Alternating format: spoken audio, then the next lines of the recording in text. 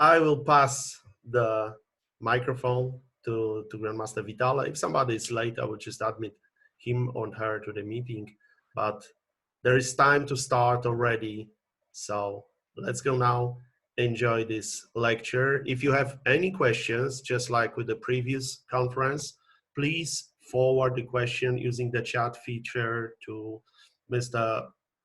Grzegorz Sokołowski, Mr. Greg Sokolowski, he's also here. He is the co-host of this conference, and he will be the moderator for the Q&A part, and he will help me with running this part of today's conference. So, Grandmaster Vitale, again, the microphone is yours, the stage is yours. Thank you so much. Again, it's my great pleasure to be here to share with you. It really is a sincere honor. And, you know, as I said before, and I'm going to repeat again, so many people have been very, very gracious in what they've shared with me. So I feel not only is it my great pleasure to share with you all, but it really is my obligation. So I'm happy to do so, and I'm very happy to report that such a large positive feedback since this is now the fourth Zoom lecture I've given on the history of Taekwondo, and it's resulted in a lot of not only positive feedback, but people sharing additional information with me, which I think is great. That to me, you know, we can argue, is the glass half full, is the glass half empty? That to me doesn't matter. What matters is how big is the glass, how much liquid is in it, can we measure that liquid, and can we determine what that liquid is? So every bit of detail that people give me, if they've proven I'm wrong, I don't cry. I don't feel I lost. I feel I've won, because we have more information. The information is more concrete, it's more in depth, and we therefore have collectively done the work of improving the historical record of Taekwondo.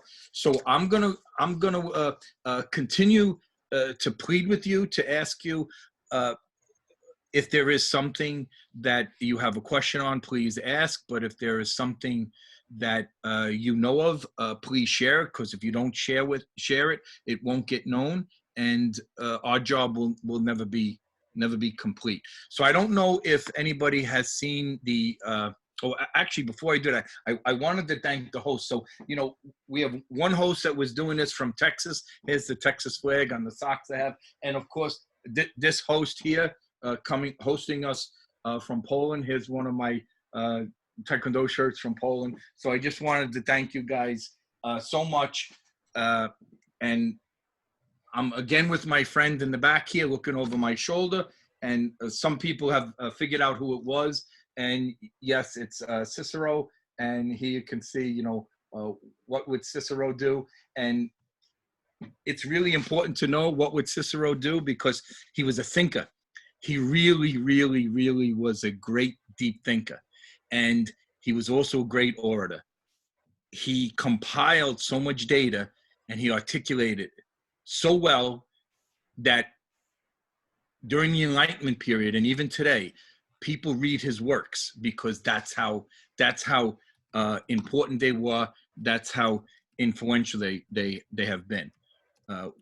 When you want to know what great people have read, almost always it goes back to Cicero.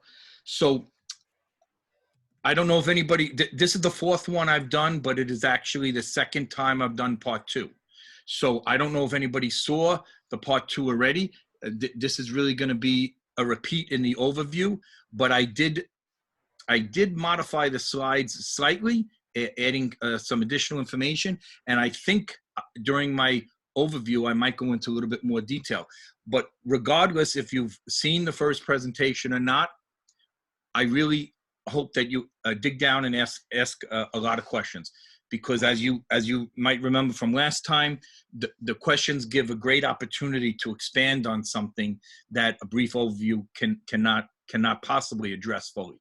So I starting off with this slide here, and if you see, it is the Korea Taekwondo Association. This is very, very, very, very important. The Korea Taekwondo Association. Some people, when they recount history, like to say it was Taekwondo before Taekwondo. Is that true? Well, it is partially true, because before what has become Cooky Taekwondo or WTF Taekwondo or Olympic Sport Taekwondo, they were Taekwondo.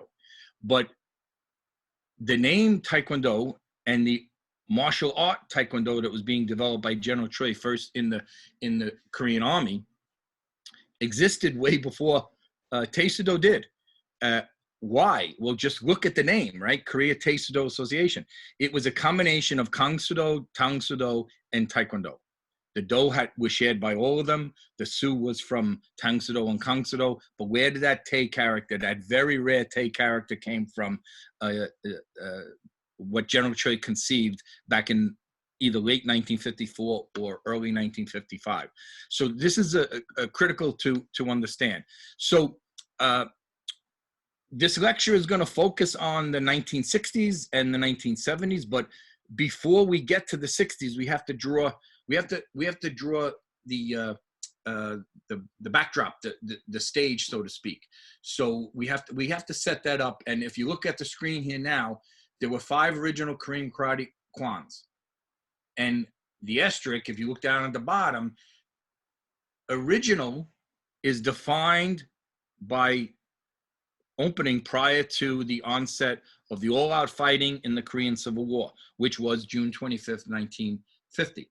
And listed in order of we think they were opened are the 5 kwans: Songwoo Kwan, Cheongdu Kwan, Muda Kwan, Chosun Yunmun Kwan, and the YMCA Kwangbak-bu.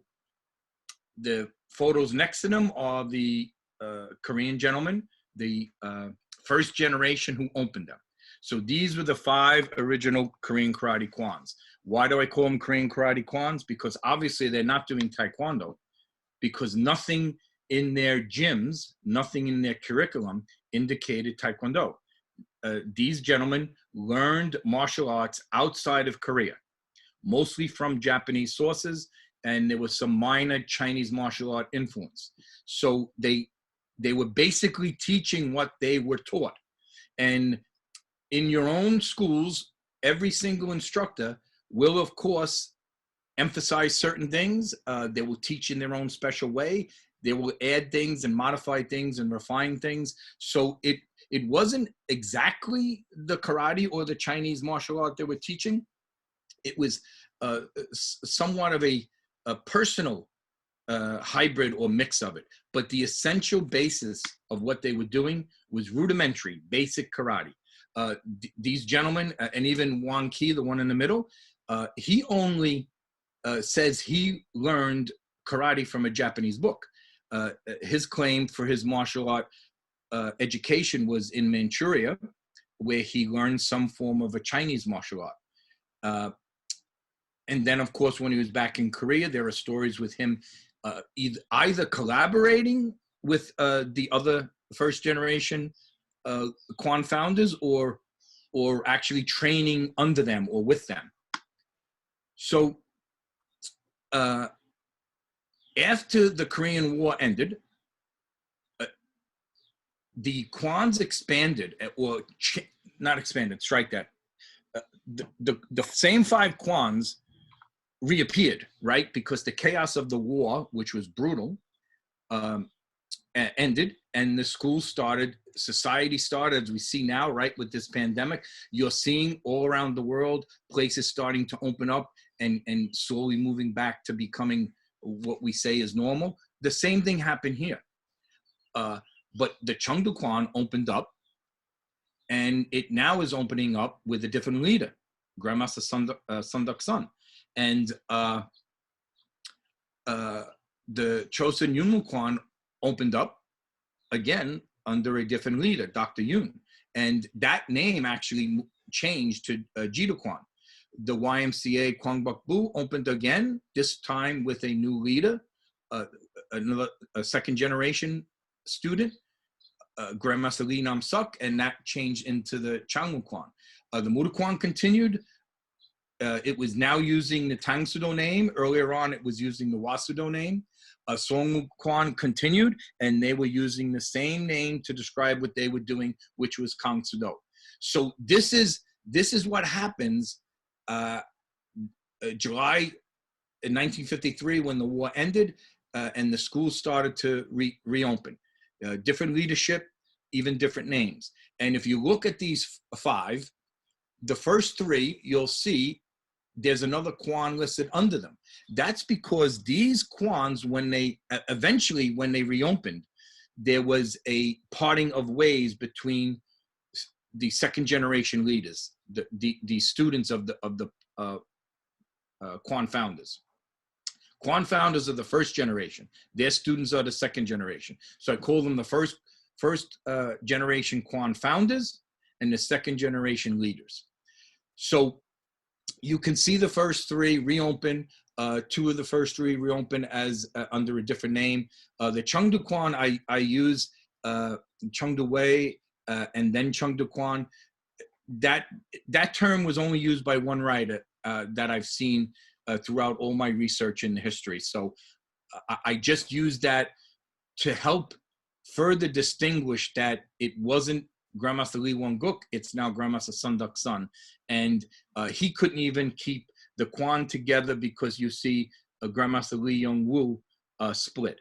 So using that as a segue, even the 5 original Kwans could not cooperate with each other, right? As Yogi Berra, famous New York Yankee American baseball player, would say, it's deja vu all over again. The same exact thing goes on today with all of the infighting we have and all the factions and all the splintering. So this is nothing new today, and it you can see clearly traces right to the roots to where it all started.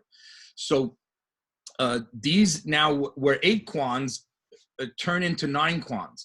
Why? Well, if you look at the blue on 1 to 6, you'll see the 5 original Kwans opening up again, or reopening, with now their new names. And then you see the 6th Kwan, the Oda Kwan. Now, I grouped them here, and you can see under the titling, because these Kwans were founded by first-generation leaders. First generation, you see, I define as being, as studying before the occupation ended, before World War II ended. So we know where the 5 original Korean Karate Kwans founders studied. We also know that General Chae Hung-hee, the founder of the Oda Kwan, also a Korean Karate Kwan, studied karate in Japan. So that's why I distinguish these 6. And then I add on the other screen in the red 7, 8, and 9, because 7, 8, and 9 were spin-offs of 1, 3, and 4. So that's how we get to the 9. Numbers, are they important? 6, 9, oh, turn the 6 upside down, it's 9, it doesn't matter. Well, we have 5 original Kwans, then the 6 early Kwans, and then we have 9 Kwans that you'll see later on are eventually numbered and rolled into the Cooky Wan. So, early attempts to unify. It started off as early as 1946 when they attempted to form the Korean Kang-Soo-do Association, but they do not succeed. So if you notice, even the name Kang-Soo-do, when you take the underlying root characters, remember, Korean is an alphabetic written language. They have an alphabet. Their words are sounded out phonetically, and there are characters that correspond to those sounds.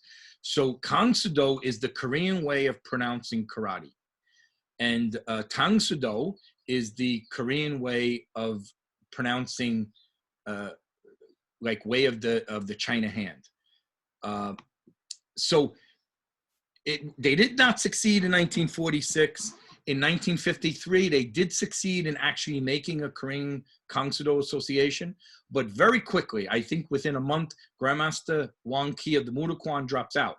And if you notice, this is a constant theme.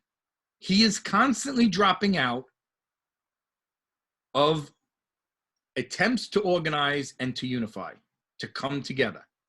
Now, there's a reason for that, and we can speculate as to what it is, but it is nonetheless a constant theme. So soon after he drops out, Grandmaster Sunduk-sun of the Cheongdu-kwan also dropped out. They both complained about, guess what? Testing power, because with testing power comes the ability to be in charge and even make money. So it was something that still today is quite contentious. So none of this stuff should be shocking. It's human nature, I believe. And then in 1953, after he drops out from the Korean Kangsudo Association, he forms the Tangsudo Association. Later on, there's mergers to bring people into that, also failed. Now, while all of this is going on, a young Korean by the name of Chae Hung-hee in 1946 joins what becomes the first Rock Army Military Academy.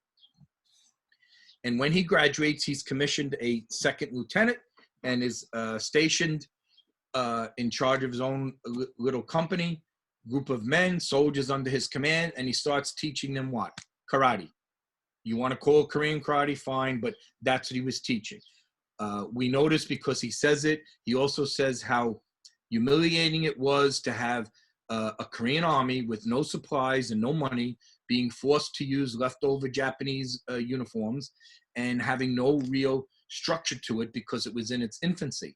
So he did something by sharing the martial arts training with them in attempts to make them stronger, give them some skills, and build this a spirit de corps among the troops, which anybody that's been in the military or paramilitary organization knows is key. So he's doing this from 1946 on. That's why I group him with the 5 original Korean karate kwans, and I call it the 6 early kwans. And we know in 1954, his soldiers perform a Tangsudo demonstration in front of the first ROC president, Dr. Syngman Rhee, and apparently the president exclaims, "Oh, this is Taekyon." So General Choi maybe didn't even know what Taekyon was, but he knows it wasn't what they were doing because they were doing karate. So he knew they called it Tangsudo, others called it Kangsudo.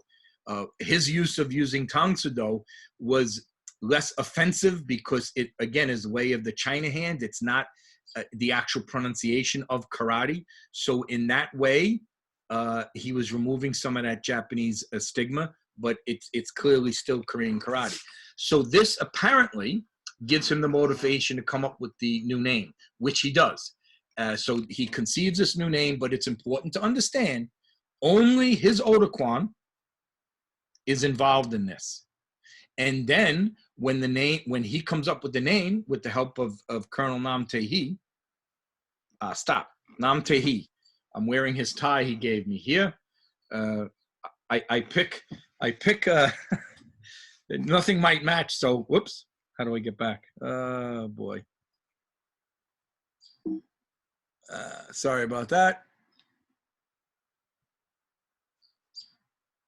Nope, don't want that, want this. Okay. So let me just get back to where we were. Okay, so this is Colonel Nam Tae-hee gave me this tie. I, of course, have my black belt pin on. I have my Taekwondo Hall of Fame shirt on. And I have the gold pin they gave to 9th degrees in the ITF that when they make a Grandmaster. And underneath, and I'm not going to strip down, but underneath I have T-shirt from Dr. Richard Chun. Grandmaster Chun is, along with Colonel Nam, were just really true pioneers and wonderful Grandmasters. So, so General Choi conceives the name with the assistance of Nam Tae-hee, his self-proclaimed right-hand man.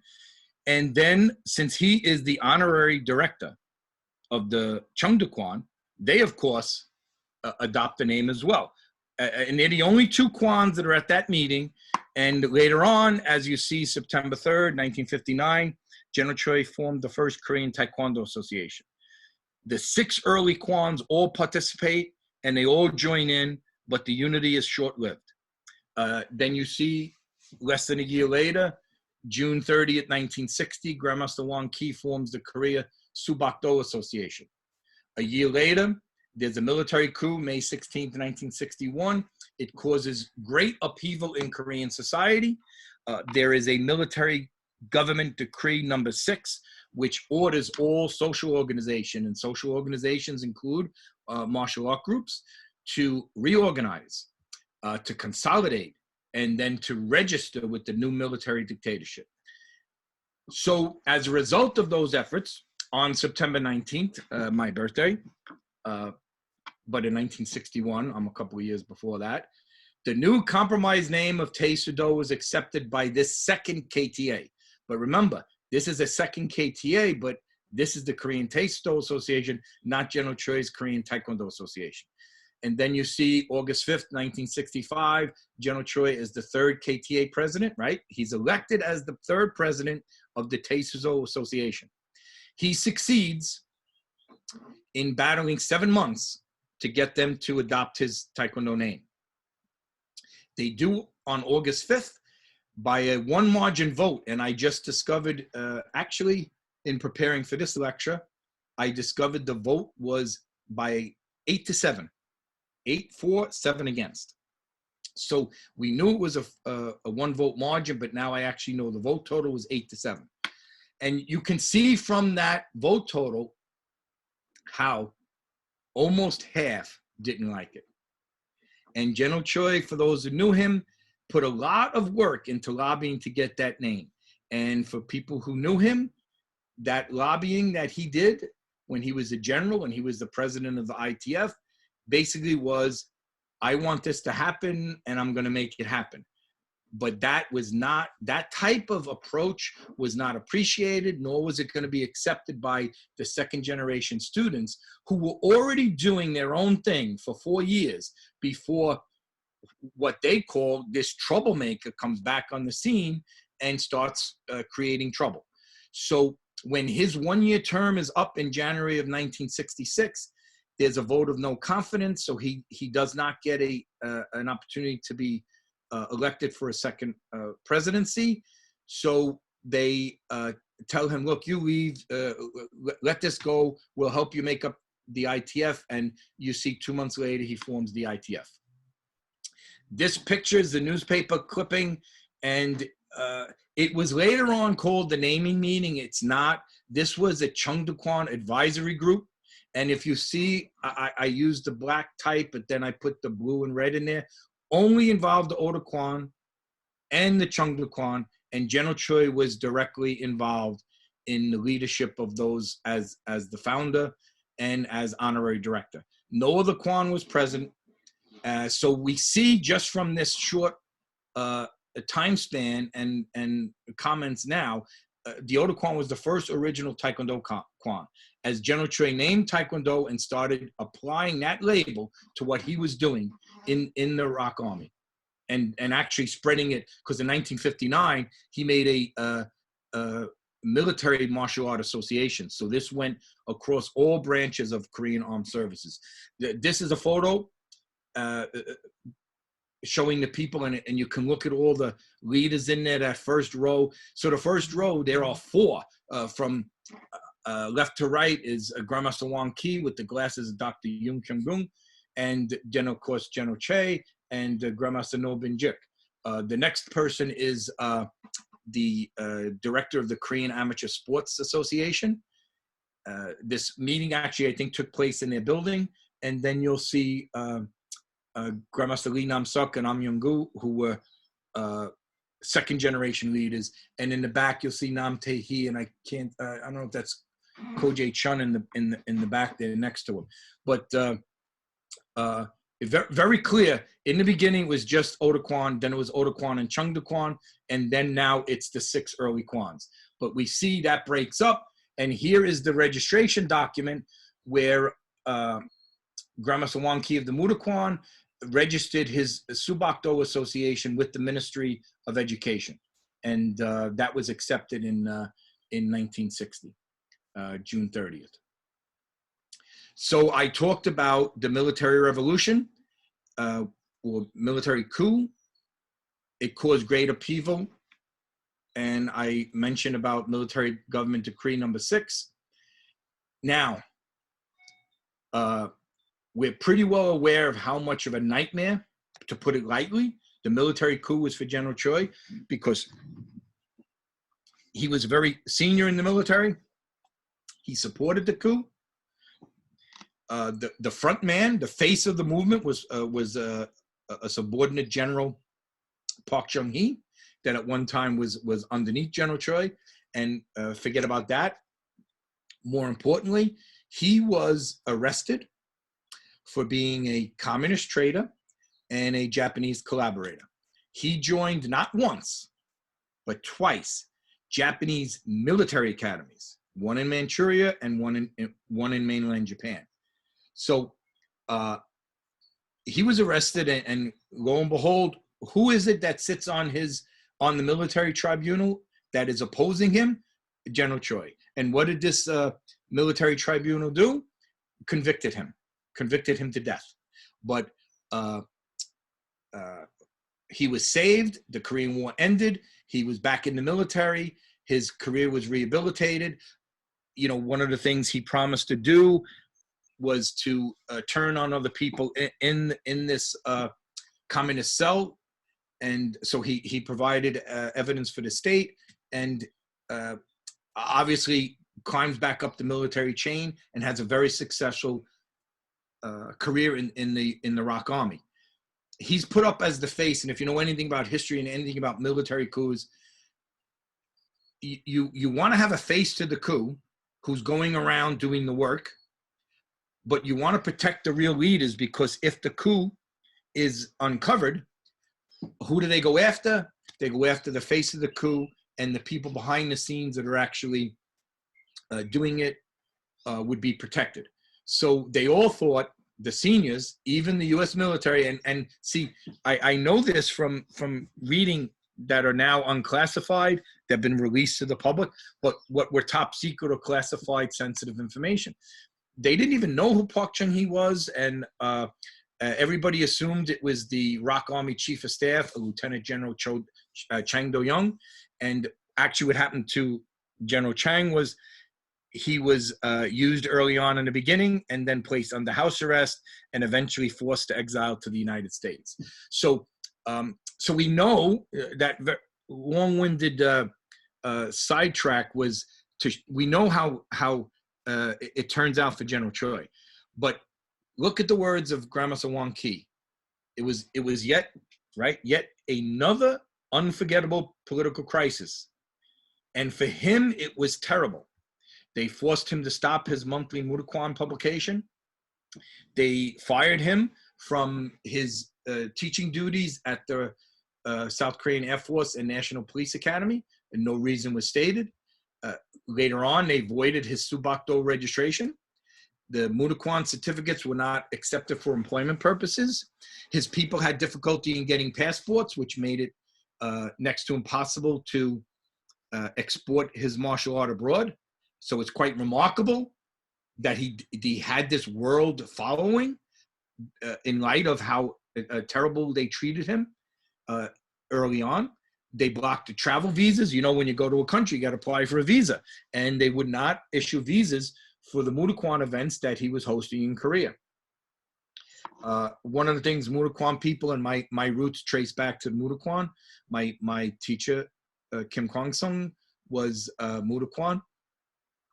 They're very proud of their Danbon numbers, and it's kept in this historic registration book. They actually tried to destroy that. Wang Ki could not leave Korea, but he had the strength and the fortitude to fight the cases in court, because these government efforts were quite oppressive.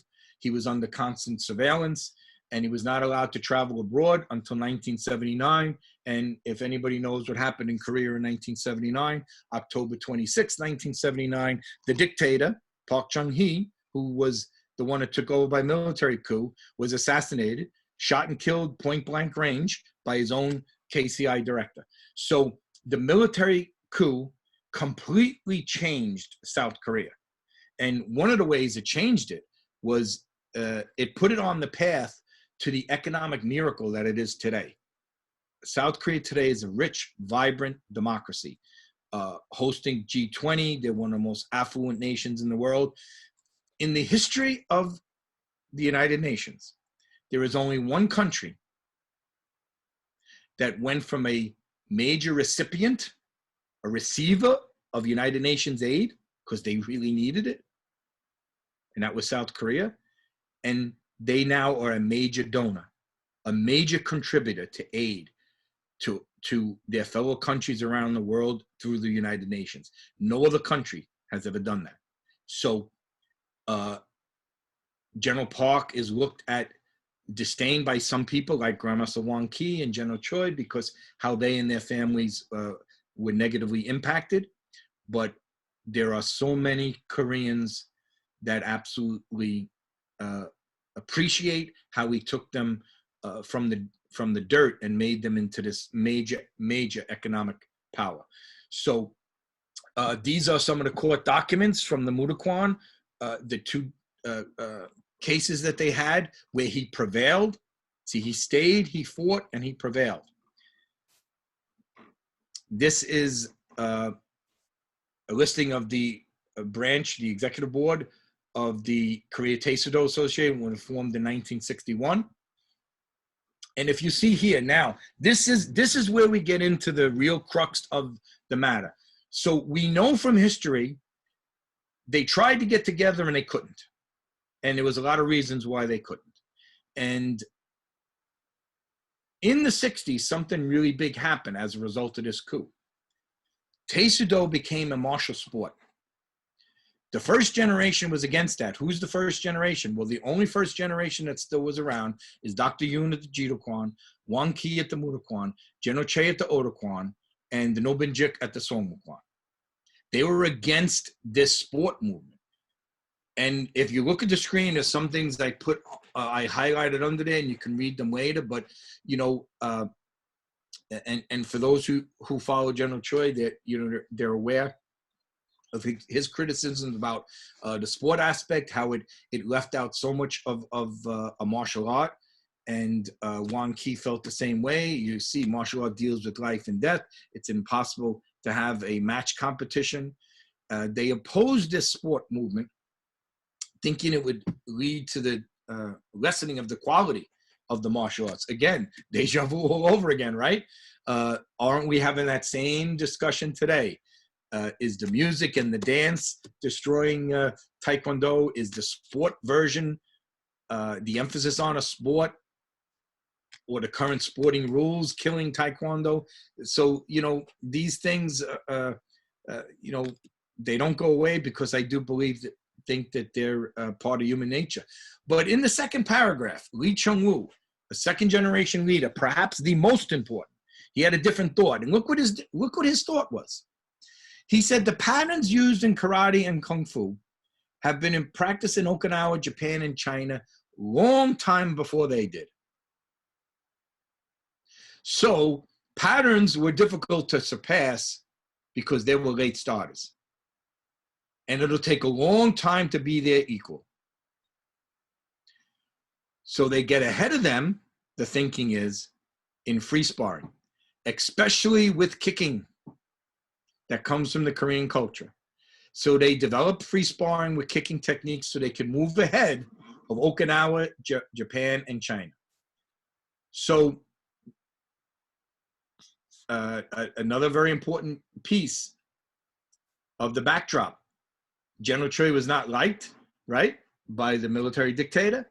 So the vice chairman of the Military Reconstruction Committee, he had a relationship with Lee Chung-woo, and they were together saying, you have to marginalize the first generation leaders.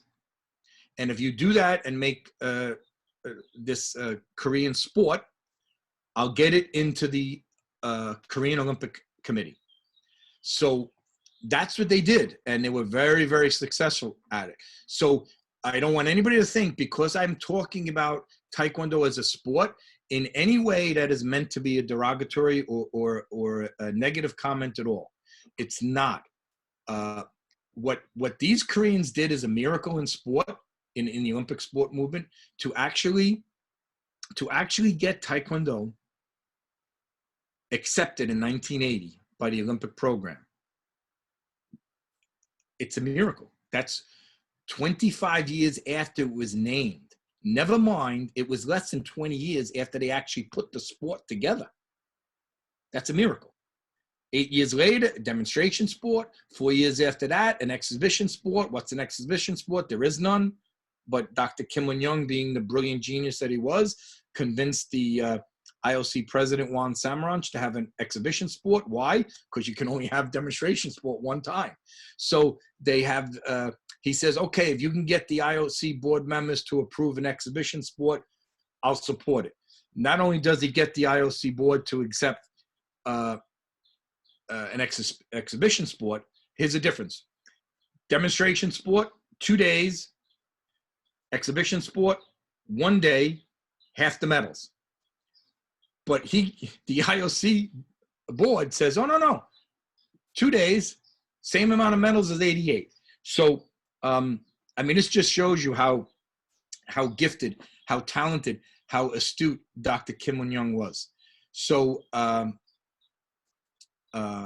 then we know in 1994, it gets official sport acceptance, which means it's in the program, and it has been in each program since 2000. So please do not think that the split between first generation and second generation, that I'm taking any sides, because to me, Taekwondo is a martial art that has a sporting component. So you don't like the rules, we can always change the rules, but all of the sports that are in the Olympics are from the West, with the exception of, we go back to that number 2, magic number. Judo from Japan, Taekwondo from Korea. So Taekwondo is not going anywhere, and it's up to us to make it better. But this is where a lot of that problem came from. And you'll see the resignation letter, right? Grandmaster Wang Ki and Dr. Yoon, they are resigning from the Taekwondo Association. And why? Because what they are doing, their operational system, their doctrines, are totally wrong in the way of martial art ideology. So this is not my words, this is first generation leaders' words. So, and you can see here, I scratched through very sloppily some of the highlights there. You'll see some of the back push that they got.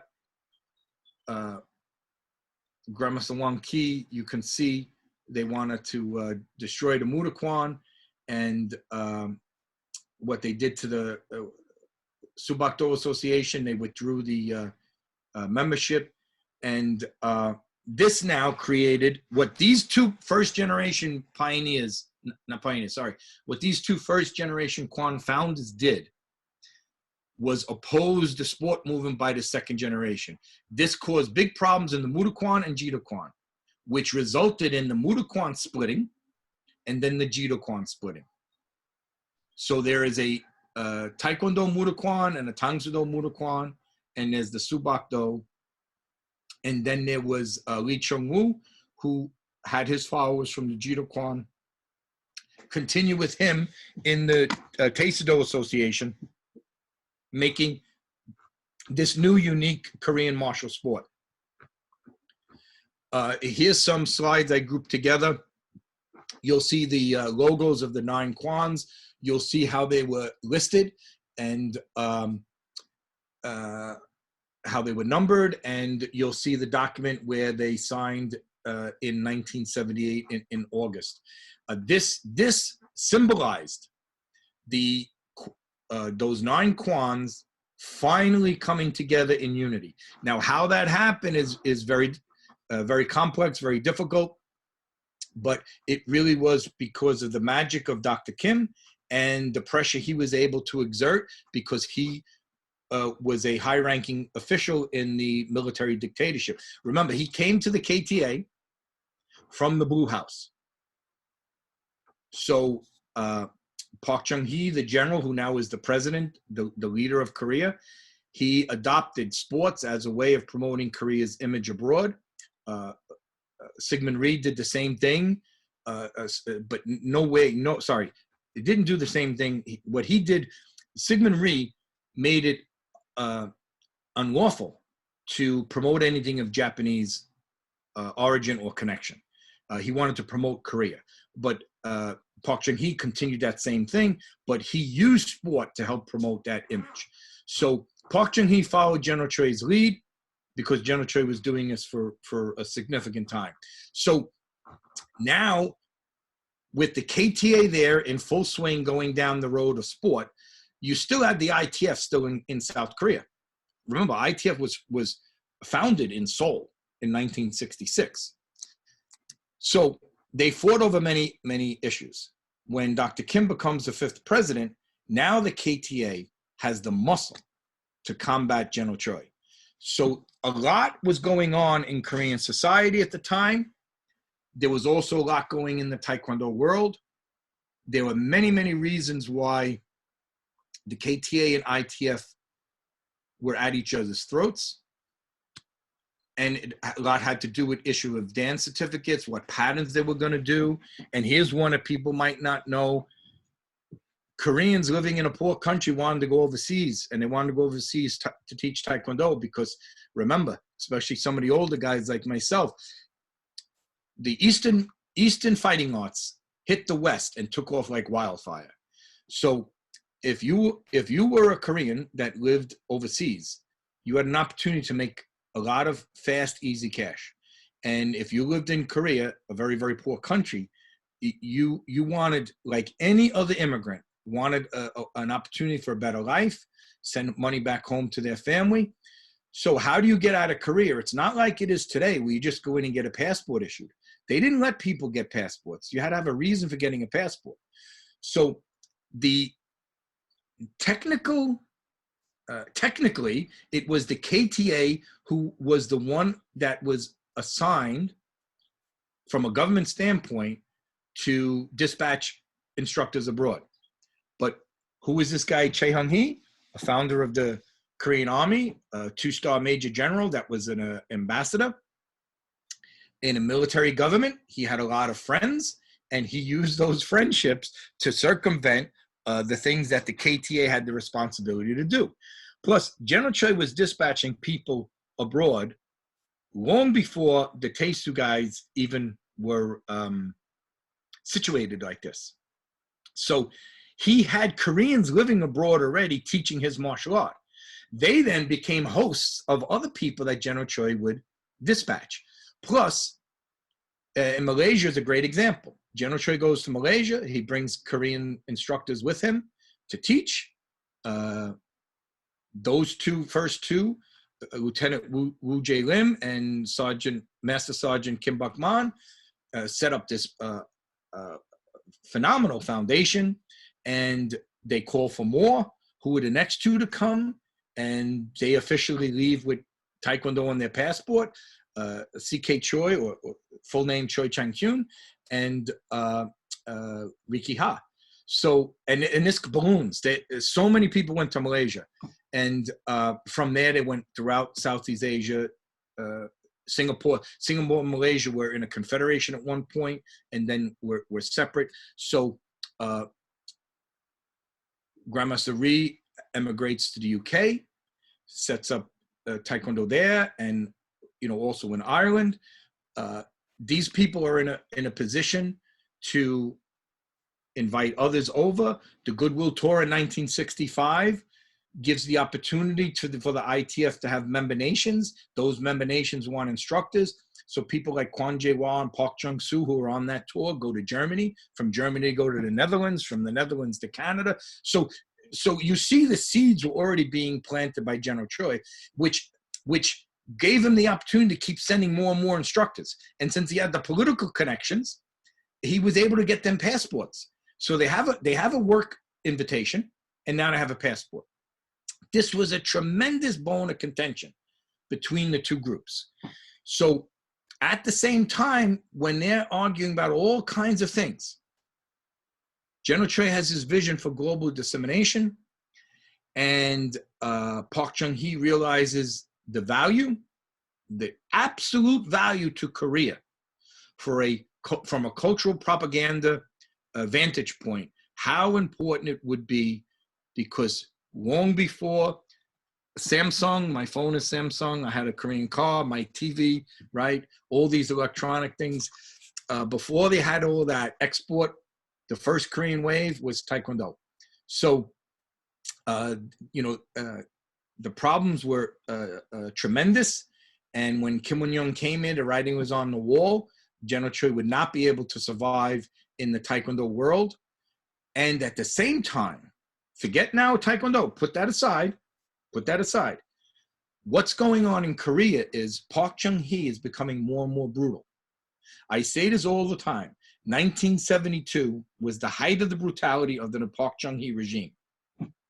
If you don't understand Korean history, if you don't understand the context of the political context of the times that Taekwondo developed in, you cannot hope to make sense out of all the confusion that's been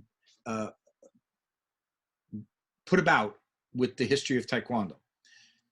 So Park Chung-hee suspends the Constitution yet again, because he's done that in the past. Declares martial law yet again. Why? He's done that in the past. He disbanded the National Assembly yet again. He's done that in the past. And this time, he essentially made himself president for life and had replaced key members of the assembly that were from his camp, so to speak. And Kim Jong-pil, this name's very important. He ran for president a couple of times. He was the mastermind behind the military coup. He was a member of the famous or infamous 8th Military Academy class, part of the young colonels that were frustrated because people like General Choi and General Park, who were in the 1st and 2nd military class, had this rapid rise in military leadership. Why? They started it off. There was no logjam. There was nobody above them. They ascended to these positions as the U.S. Army promoted them. So once they were in these leadership positions, the military academy graduates could only go so far because there was a logjam on top. And the subsequent military academy classes were actually much more like West Point. The one that General Choi went through was nowhere near as comprehensive and as impressive from an educational and training standpoint as the current ROK Army Military Academy. So there was Kim Jong-pil. Who was he? He was the nephew-in-law. He married the niece of Park Chung-hee.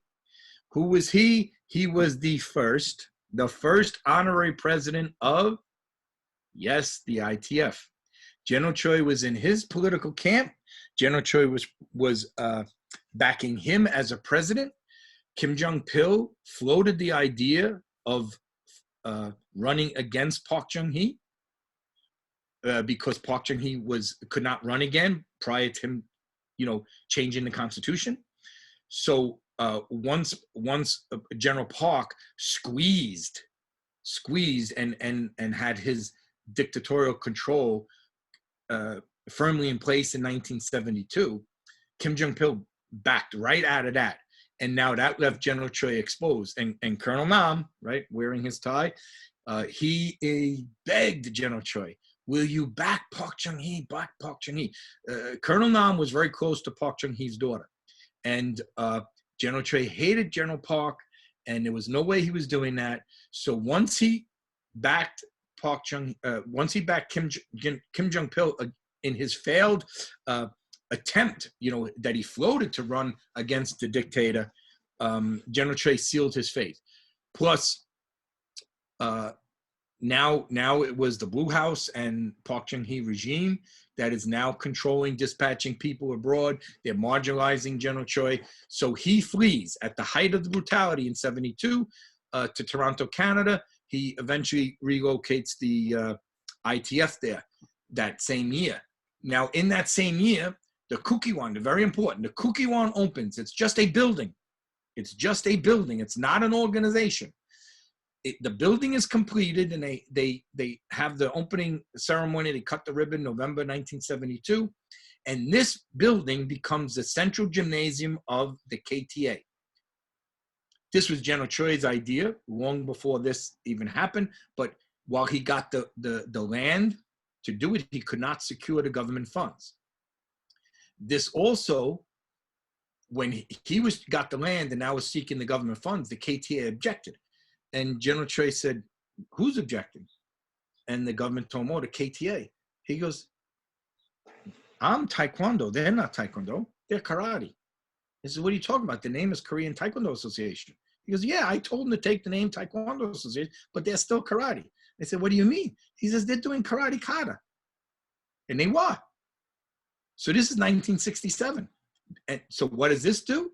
This prompts the KTA to make their own patterns because they had to come up now with Korean Taekwondo patterns.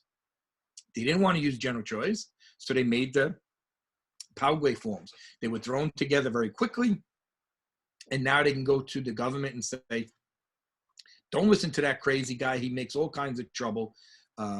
We're the Korean Taekwondo Association. We have Korean Taekwondo patterns. Here they are, Palgwe 1, 2, 3, 4, and choreo, and the black belt patterns as well.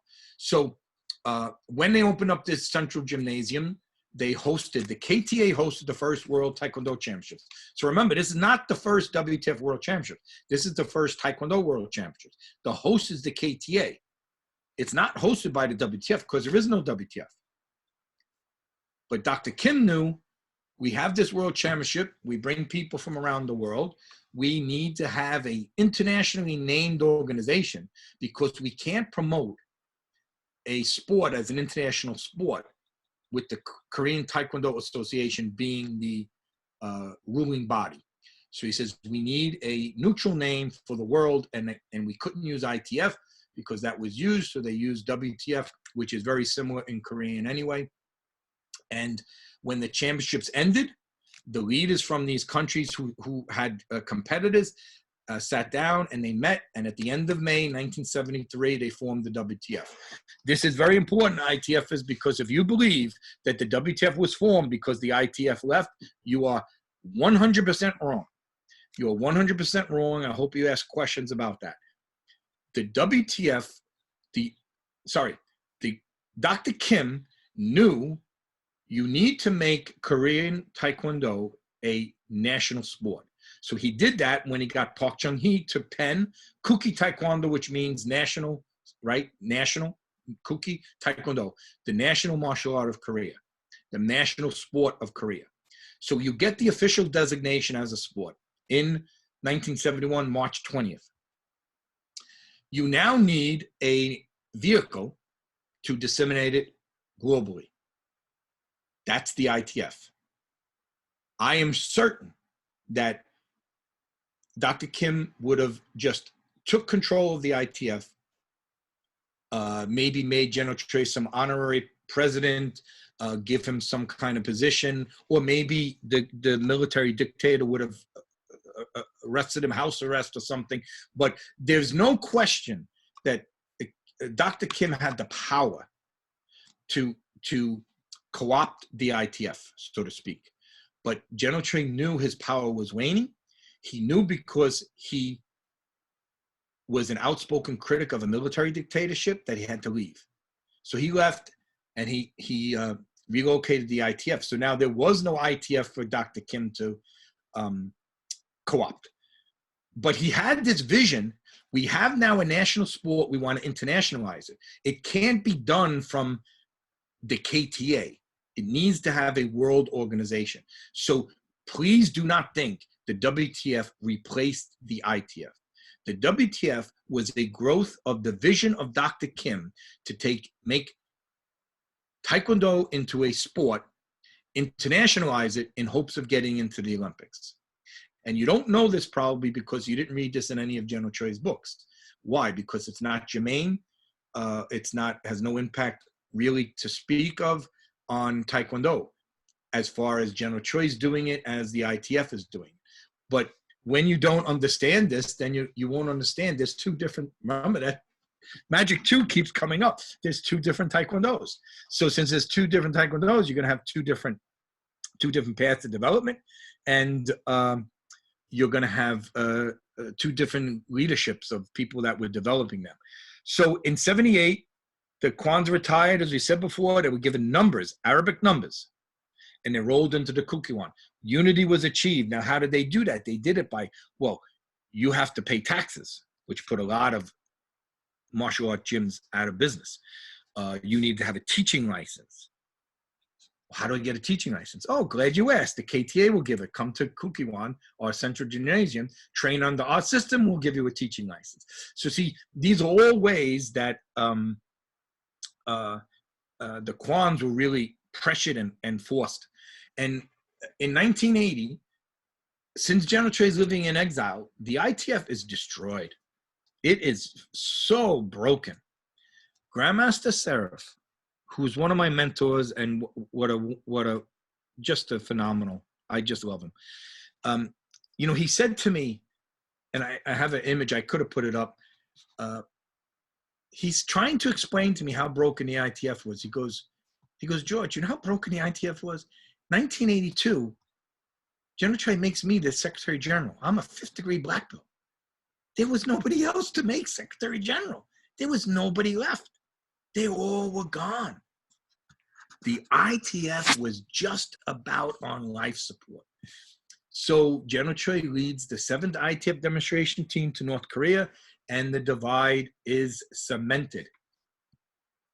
So these are something new I added from a previous presentation. So ITF Taekwondo, or the original or first Taekwondo, came together, and this is key, around a set of patterns devised by General Choi and assisted by the soldiers under his command. The first 3 masters of Taekwondo are General Choi, he has his Army serial number, Colonel Nam Tae-hee, his Army serial number, and the Sergeant First Class Han Cha-kyo with his Army serial number.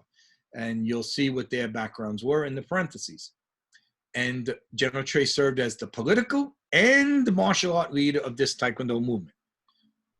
He can be accurately considered the principal founder of the original or the first or what was military Taekwondo. And there you see a picture of these 3 iconic figures. And if you just look at Sergeant Han, just look at the mass training they did with these soldiers. I mean, their influence was immense. So then we switched to the WTF. Now, this is the Taekwondo that has become the most widely recognized style all around the world. No argument, people. If you argue, you don't know, you just don't know facts. This is the Taekwondo that's accepted by every major international sporting organization, every continental one. This is the one that gets the national funding, Olympic funding, National Olympic funding, governmental funding, private, corporate donors, sponsorships. And they came to be, remember, around not the patterns, they came to be around a revolutionary new, a very unique set of sport sparring rules. These rules emanated from the Jido-Kwan under Dr. Yoon leadership, and it came via Grandmaster Lee Chung-woo. So I call the first 3 big leaders of Cooky Taekwondo as these 3 here from Jido-Kwan, Chung-do-Kwan, and Chung-do-Kwan. Lee Chung-woo, Am Young-gu, and Lee Nam-suk. It's also worth noting at some point, they all worked underneath or reported to General Choi. So these, and especially Grandmaster Lee Chung-woo, he is probably the most pivotal person on the Cooky Taekwondo side of the aisle, so to speak. So the key takeaways, you know, I repeat from the first time, Taekwondo is not 2,000 years old. It's nonsense to think Korean martial arts are outlawed during the occupation. There were no Korean martial arts to speak of, so there was nothing to be outlawed. There is no law. You know that, you know, you make a law, you write it down, and then the law gets printed and circulated. There is no law, because if there was, we have records of it, as we do with other things that happened during the Japanese occupation. So what was outlawed was large gathering of males. You had to get a permit to do that. but there was no martial arts to be outlawed, and they weren't outlawed. Oh, and you hear, right? You hear they outlawed martial arts because the oppressors, the colonial leadership, didn't want to be overthrown. Well, yeah, okay, makes sense, right? Well, then why the heck did you allow archery? Archery, right? Boxing, wrestling, judo, kendo, even karate, all was there during the occupation. It is ludicrous to think that Korean martial arts are outlawed. And then again, as I alluded to, Korean politics and Korean nationalism contributed to the confusion of Taekwondo's history. There was bickering among the organizations and even inside the organizations for supremacy. And all of this creates a lot of mudslinging and a lot of smoke because they don't want you to see what was really going on. So as I said, you need to understand the context of the times that this development took place. As we said, the first generation Kwan founders disagreed with their students, who were the second generation leaders, over the sport focus and many, many other issues. As I said, the WTF was technically not formed to replace the ITF. The WTF was formed in 1973, but its movement is traced to 1961 under the Cicero label. The ITF formed in 1966, right? But its movement was traced to 1955 under the Taekwondo label. The ITF and WTF were never really together, as the Kwans were never really together either. So that finishes my presentation. So as we did last time, I want to be available to answer any and all questions that you might have.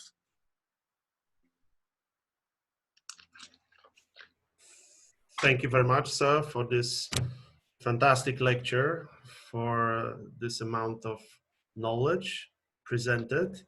I would like to ask our co-host, Greg, for support. Greg, are you here?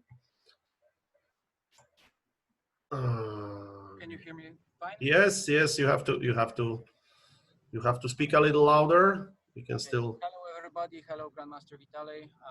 I'm sorry for not being available on the video, but I am actually driving a car now, so I have my wife here to help me. And today, actually, she will read the questions and help me with that. If there are any problems with pronunciation of Korean names, don't blame her. She's not into Taekwondo as much as I am, so I will help her as well. Okay, sure. So we can move on with the first question. Okay, so I will give my voice to Anne. Anne, please. Hi, everyone. Sorry for mispronouncing something, so no please, problem. I'll do my best. So the first question, let me just, okay. Just give me a second. I'm almost there. So the first question is, why did Lee Chung-woo from Ji-do Kwan have such a negative opinion of General Choi? Okay, very good question. I can only speculate. I don't know. That's a question that we would obviously have to ask him directly. He no longer is living. Said he passed away. I did have the opportunity to meet him and to interview him, but the interview was done in Korean, and the questions that I created were asked in Korean by Grandmaster Kong Young-il's brother, Kang Young-bo, in Korea when we were there in 2010. And I honestly don't remember if I asked that specific question. But how I would answer that question is that the second generation was very different from the first generation in a lot of ways. And obviously they were very similar in a lot of ways. But the basic idea that is important to understand how to answer this question is the first generation, and that's General Choi and the three others, were dead set against the sport focus. So two people get married, they have a wonderful daughter, the daughter grows up into a nice young lady, she's going to get married, and who's she going to marry? Somebody the parents hate. Not good enough for my daughter, right? So Grandmaster Lee Chung-Moo was insistent that Taekwondo path forward was through sport. And the first generation disagreed with that. General Choi was adamantly against it. If you understand the difference between ITF sport and WTF sport, ITF has 5 categories. It always had 5 categories. At one point dropped to 4, but it had 5 categories. Special techniques, which is like flying breaking, power test, which is like power breaking, patterns, and sparring. In the old days, and some of the old timers around will remember, we had free special techniques. That's where the competitor would make his own flying in the air, multi-level breaks at the same time. That was dropped at some point, and when General Che was, before he died, he wanted to institute prearranged free sparring, and he commissioned some great leaders of the ITF at the time to do that. And 2 of the ITFs do it. One calls it the correct name, prearranged free sparring. The other calls it Hosensu, or self-defense routine. So General Choi did not agree with promoting this activity with one component. And if you remember in the lecture, we had the KTA doing karate katas. Now, I'm not saying that to be negative, it's just historically accurate, but I'm offering that to possibly understand that this was not important to them. What was important to them was the sport. So when you have Lee Chung-Moo, who I'm telling you is the most influential and important person on the WTF side of Taekwondo, and if you understand his thinking and what he's written and how he developed what was important to him, you will see that is just diametrically opposed to what General Choi was doing. So that explains the rift. But now you have to understand, forget about the 60s. We went over that. Now you're in the 70s and 80s. And I don't know how many of you were around then. There was a race going on. A race. It was a real race. And that race was to Switzerland to get IOC approval. So what did General Choi do? He went to North Korea, to the traitors, the enemies of South Korea, and he got support to save the ITF. And at the same time, that was just not financial support. That was Korean instructors that could be dispatched around the world, and they were. This played a very important part in getting Taekwondo in the Olympics. And it was funny, in looking through some old literature, because I have to find the 1990 World Championship results, and I don't know where I have them. I ran over an old newsletter that had the letters we were writing to the IOC about how we're the original Taekwondo, they're not Taekwondo. So if you read Alex Gillis's book and other accounts of what happened at the meetings with the IOC, with General Choi showing up and trying to interfere what was going on, this is what made other Koreans, not just Lee Chung-Moo, not only angry at General Choi, but from their vantage point, he's trying to keep Taekwondo out of the Olympics. No, he's not. He's trying to put his Taekwondo in. But they only know one thing. He's trying to prevent Taekwondo from getting in the Olympics. So there are many, many reasons why Lee Chung-Moo did not like General Choi. And it wasn't just the Olympics. CISM, the military Olympics. You know, there's a famous meeting that took place in the Seoul Walker Hill Hotel back in the 60s. And then there was a follow-up meeting in Paris. General Choi came and he submitted sports rules. I don't know if he tore up, but he submitted sports rules from his brain. And he had his people that was dispatched by the ITF to Europe meet and perform a demonstration there. He totally hijacked that meeting. This, you just don't understand the amount of animosity that went through. And that's why I tried to hammer this point home. This kind of infighting is going on today. But it was there right from the beginning. Their first attempts to come together in 46 was not successful, and it wasn't until the military dictatorship squeezed them all together. Guess what's happening now? You know, on Facebook, there's a really interesting Facebook page, The Rise of the Kwans.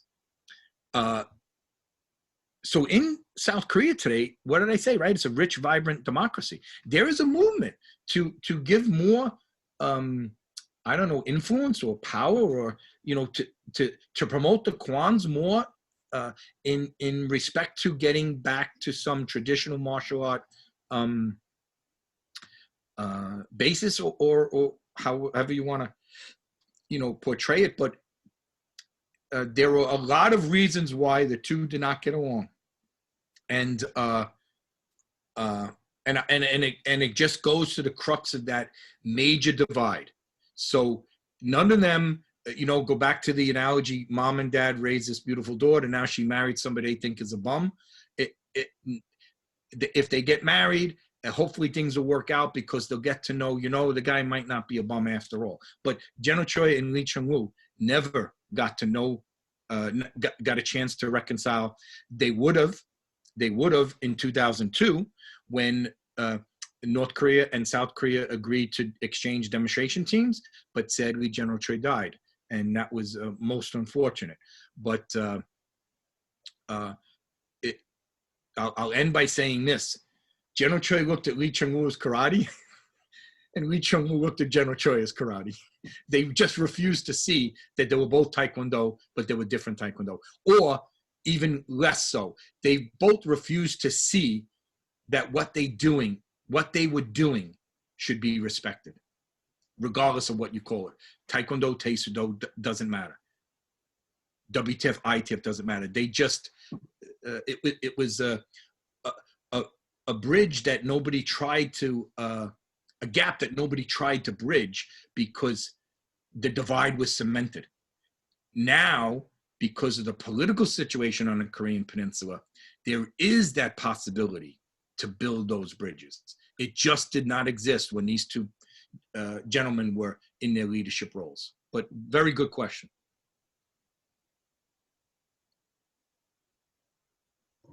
Thank you very much. The next question is full of names, so wait for it. Okay, so General Choi had a friendship with Mas Oyama Sensei, and I believe tried to persuade him to bring Kyokushinkai under the Taekwondo umbrella. Was this a kind of acknowledgement of the Shotokan roots of the two styles? Also, how did General Choi see their friendship, etc., as he was a patriotic Korean, whereas Oyama Sensei was Korean but devoted himself to Japanese culture? Yes. Okay. Excellent question, and a question asked from the perspective of a martial artist. And I don't think that it had much to do with martial arts. I think it had much more to do with the patriotism. General Choi was a proud Korean. He was sentenced to death by the Japanese. He fought against the Japanese occupation. And when Korea was able to throw off those shackles of the Japanese imperial occupation that was brutal, demeaning, degrading, humiliating, I think what he wanted to do was coax this very powerful, popular martial artist to embrace his Korean ethnicity. And I don't think it had much to do with martial arts. I think that General Choi thought his Taekwondo was superior to Japanese karate. So if he could persuade Masoyama to join his movement, that would be a further indication that his Taekwondo was superior. The guys in the UK can tell you, Taekwondo, Korean karate. What is Korean karate? Taekwondo, oh, it's a super karate, right? That's how it was marketed.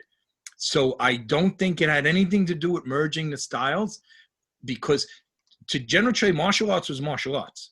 What made his Taekwondo, what made his Taekwondo a Korean martial art was his patterns. So yeah, I think that was the driving force behind it. Ambassador Lee Sung-kyu, a former lieutenant colonel in the ROK Army, very close with General Choi, who was also the deputy director of the Korean CIA. He was the one instrumental in bringing the two together, and that's what that was more about. And I was told that when Masoyama went to Korea, one of the things he saw, which goes back to the first question, was the schism between KTA and ITF. So he said, I'm in Japan, I got my own thing going, it's working out pretty good, and thanks, but no thanks. I'm not getting in the middle of that mess. So that is how I think I could best answer that question from my perspective in understanding the players involved. Thank you.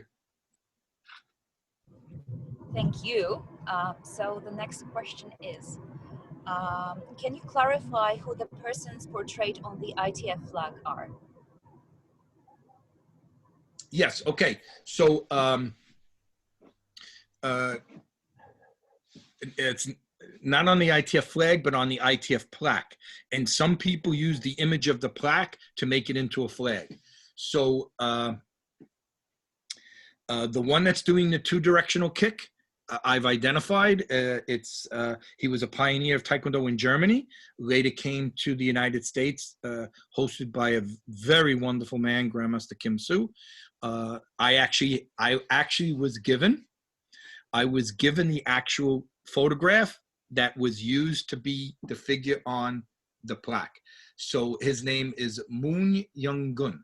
I could check the exact spelling, but yes, that's him. The others are all identified with the exception of the back fist.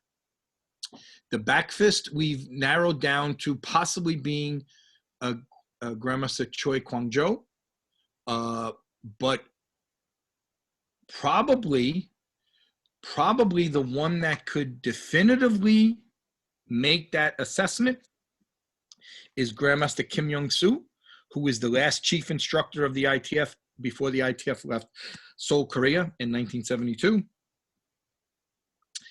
He also ran the office.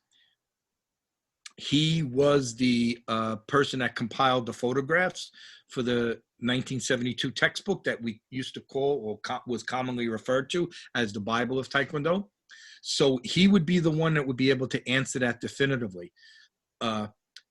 If anybody followed what we were doing on Facebook, people were inserting the images, and it really could be Grandmaster Choi Kwang-jo,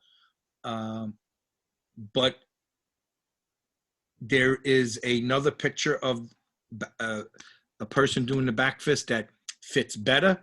So I'm thinking that was the image that was used for the figure, and that's the name we don't have yet. I had asked a Korean reporter that's a friend of mine to check with Grandmaster Kim Young-soo, and I never heard back. So Grandmaster Lee Yu-sun could help us with that because he's in contact with Grandmaster Kim. And if anybody else knows a way of getting in touch with Grandmaster Kim, I know because Philip Hawkins did a really great interview with him. If there is a way to get in touch with him, a couple of gentlemen, including Grandmaster Jason Wadley, the host from Texas, met him when they went over and toured Korea with Grandmaster Lee. Grandmaster Don Dalton and Grandmaster Norman Creedon from Ireland was there as well. So they might have some way of getting in touch with him and asking him that question. We narrowed it down to either Grandmaster Choi Kwang-jo or this unnamed figure in the book. So he'd be able to name that. We tried on Facebook, but we could only go as far as we did. But good question. Thank you.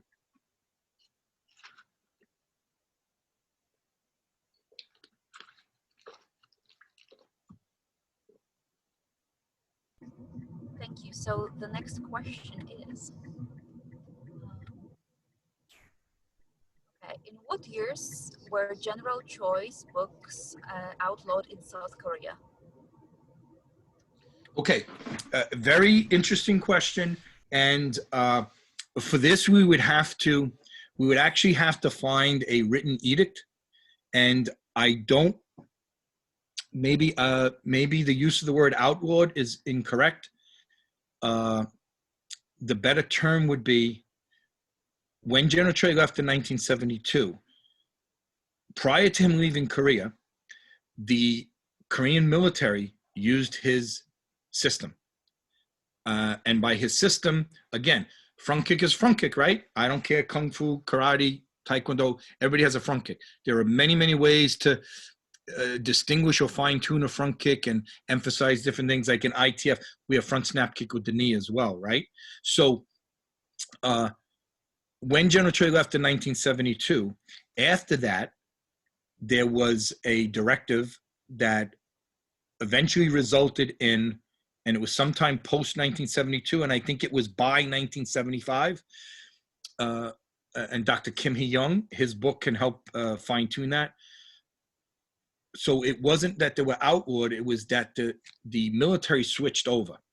And what they did was just get rid of anything, because General Choi was persona non grata. So they just purged as much as they could from him, including writing him out of history. And when he was in history, it was he's a communist traitor that committed treason. You know, first he was a communist sympathizer. Then he was a communist traitor who committed treason by going to North Korea. None of that is true. General Choi was a fierce nationalist. He was truly and heroically a patriotic Korean. But because he opposed the military dictatorship, he was labeled anti-Korean when he was anti-military dictatorship. And since that dictatorship was destroying his ITF, he went to what they considered the enemy, being North Korea, and getting government support. So this is what moved him from communist sympathizer to communist traitor. So think about that. General Choi introduces Taekwondo to the Eastern Bloc under Soviet domination. Why did he do that? Very simple. We know he wanted to spread Taekwondo without regard to race, religion, creed, national boundaries, ideology. It was for everyone, not just elite athletes, not just the top premier players. It was for everybody, for children to seniors, to people with physical disabilities. It was for everybody. So he introduced it. This forum, this Zoom conference is being hosted by our Taekwondo friends in Poland. I believe it was 1978, General Choi led what was the 4th ITF demonstration team, if I have my numbering right, or 5th, to the Eastern Bloc countries. So we had people like the late Grandmaster Park Sung-jae. I had the pleasure of meeting his daughter at one of the Hall of Fame events when her dad was posthumously inducted. He was in Italy, and General Choi co-opted or tapped him, and he joined the movement. He had great, great admiration and respect for General Choi. But of course, once General Choi started this, they had families home, and they suffered because of the military dictatorship. So they had to abandon him. But he had students from Yugoslavia. So he introduced Taekwondo to Yugoslavia. And so General Choi wasn't a communist sympathizer. He was just someone who believed that Koreans should rule their own country, and that rule should be under the banner of democracy. That's why he picked, one of the reasons why he picked Canada to immigrate to. It's a thriving democracy, centrally located. So I think it, you know, I think all of that is important to take into consideration.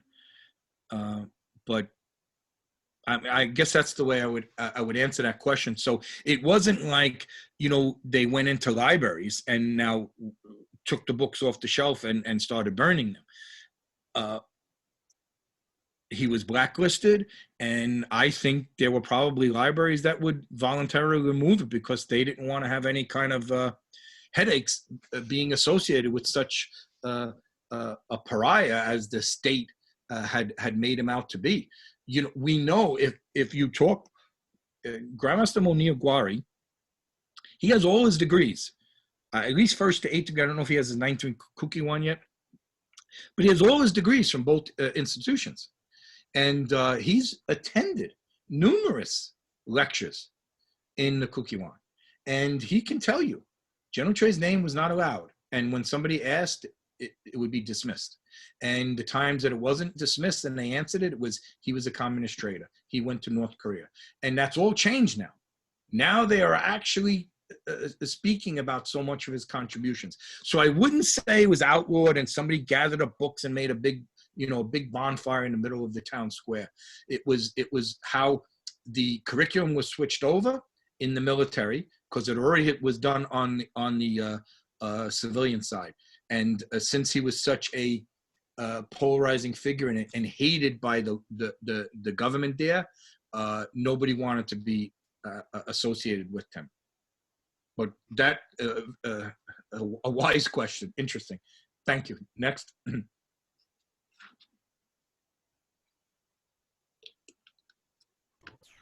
Thank you. So the next question is, last session you said there was short-lived partial unity in 1959. Can you expand more on that, please? Certainly. Good. Yes, follow-up questions, great. Okay, so General Choi in 1959, September 3rd, called these 6 Kwans together, and there was short-lived unity. Why I call it short-lived unity? Because shortly thereafter, Wang Ki of Munakwan dropped out. And you see what he did. He registered the Subak-do Association with the Ministry of Education in June of 1960. So after he left, Dr. Yoon Kyung-byu of Jidokwan dropped out. And he joined forces. He joined the Korean Subak-do Association. So that's why it was short-lived. It just didn't last. Now, the military coup comes, and everybody continues now this doing what they're doing, but they're forced to come together, and then they come together under the sport rules. So at this time, the Korean Taekwondo Association still existed, but it probably was just a private vehicle of General Choi's at the time. And by that I mean it was how would you say, he's in Malaysia as ambassador. So he spreads Taekwondo there, and they create the Malaysian Taekwondo Association. The next year, the Singapore Taekwondo Association. The next year, the Vietnam Taekwondo Association. So all of the military guys are still doing Taekwondo, and all General Choi's guys are still doing Taekwondo. So they probably had, up until 1965, this banner of Korean Taekwondo Association that they were using personally. But the unity was short-lived because it just didn't last. And then when they formed the Taekwondo Association in September 1961, and they had that historic meeting on September 19th, they discussed this and they said, why are we picking a name? We have the name established already. And the second generation leader said, no. That's General Choi's name. That's what he was doing. We don't do that. We don't want his name. We're not accepting his name. We didn't want to accept it back then. But since he had the military clout In 59, we were forced to accept it. So we're not accepting it. And I look at that, remember, this is a WTF quote publication or source. So I take that as further proof that who was the first people doing Taekwondo? It's irrefutable. So they came together because he had the power through the Sigmund Rhee government to go to the Korean Amateur Sports Association and get registered. So if they wanted to be part of that official government movement, they had to go along with him. But they didn't last, and that's why Grandmaster Wang Ki didn't go to Korean Amateur Sport Association. He went to the Minister of Education. So it was not short. It was just short-lived because it collapsed shortly thereafter. And by 1961, it was supplanted, at least in Korea, by the Korea Taekwondo Association.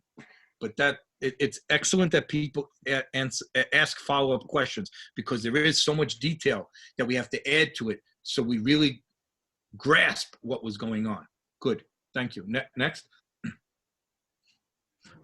Thank you. So the next question is, I noticed there is a gap in the history of data from 73 to 78. That's between the foundation of World Taekwondo and the merging of the Kwans in 78. In your research, have you found anything that could be mentioned as important during that period? Oh, yes.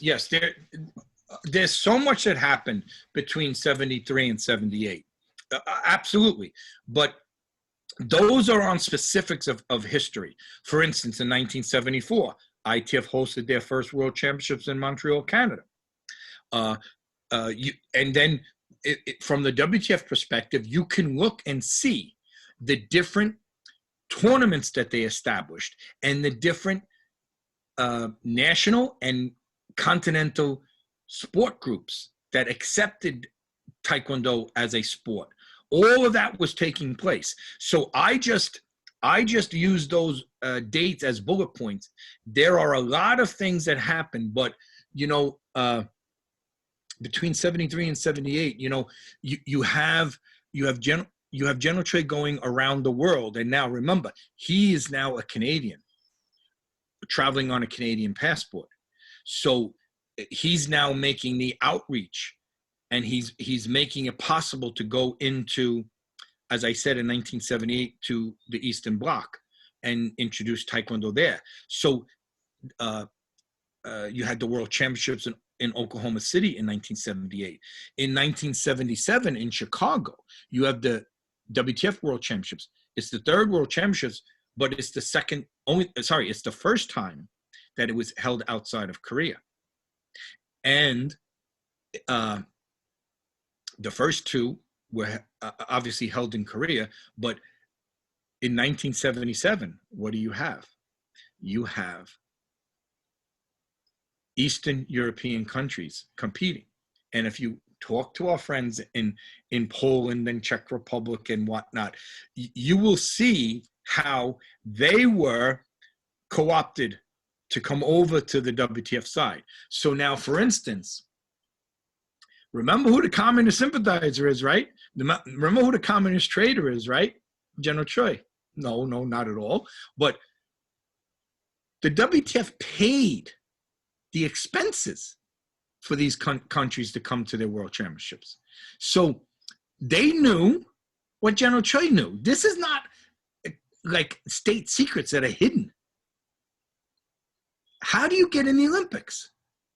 How do you get into the Olympics? It's a very simple question with a very easy, obvious answer. It's self-evident if we take the time ourselves to think about it. You cannot become an Olympic sport unless you have following all around the world. South Korea has no diplomatic relationships with any communist or socialist countries. None, zero, niet, nada, none. The first diplomatic agreement they make is with Hungary, and it's in 1988. And it happens as a result of the Seoul Summer Olympics that Korea hosted. It's the first time they had established any diplomatic relationships with any communist or socialist country. For the ITF people on here, the old timers, like myself, and I was there, what did we do in 1988? We hosted the 6th World Championship in Budapest, the capital city of Hungary.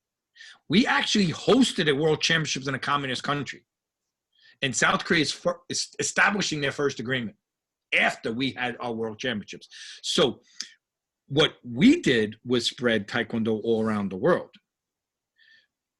And the we means me as part of ITF, Dr. Kim Won-young and his team and his followers on the WTF side. But when 1991 happened, and our Polish hosts know this better than anybody really maybe in history, when the Soviet Union collapsed in 1991, these countries that were under their thumb, their domination, now became free. Republics broke away and became their own independent countries. There was only one Taekwondo in those places, and that's ITF Taekwondo.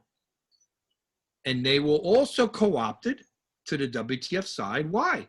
Government money, IOC money, WTF money. So you don't have Taekwondo becoming an official Olympic sport until 1994.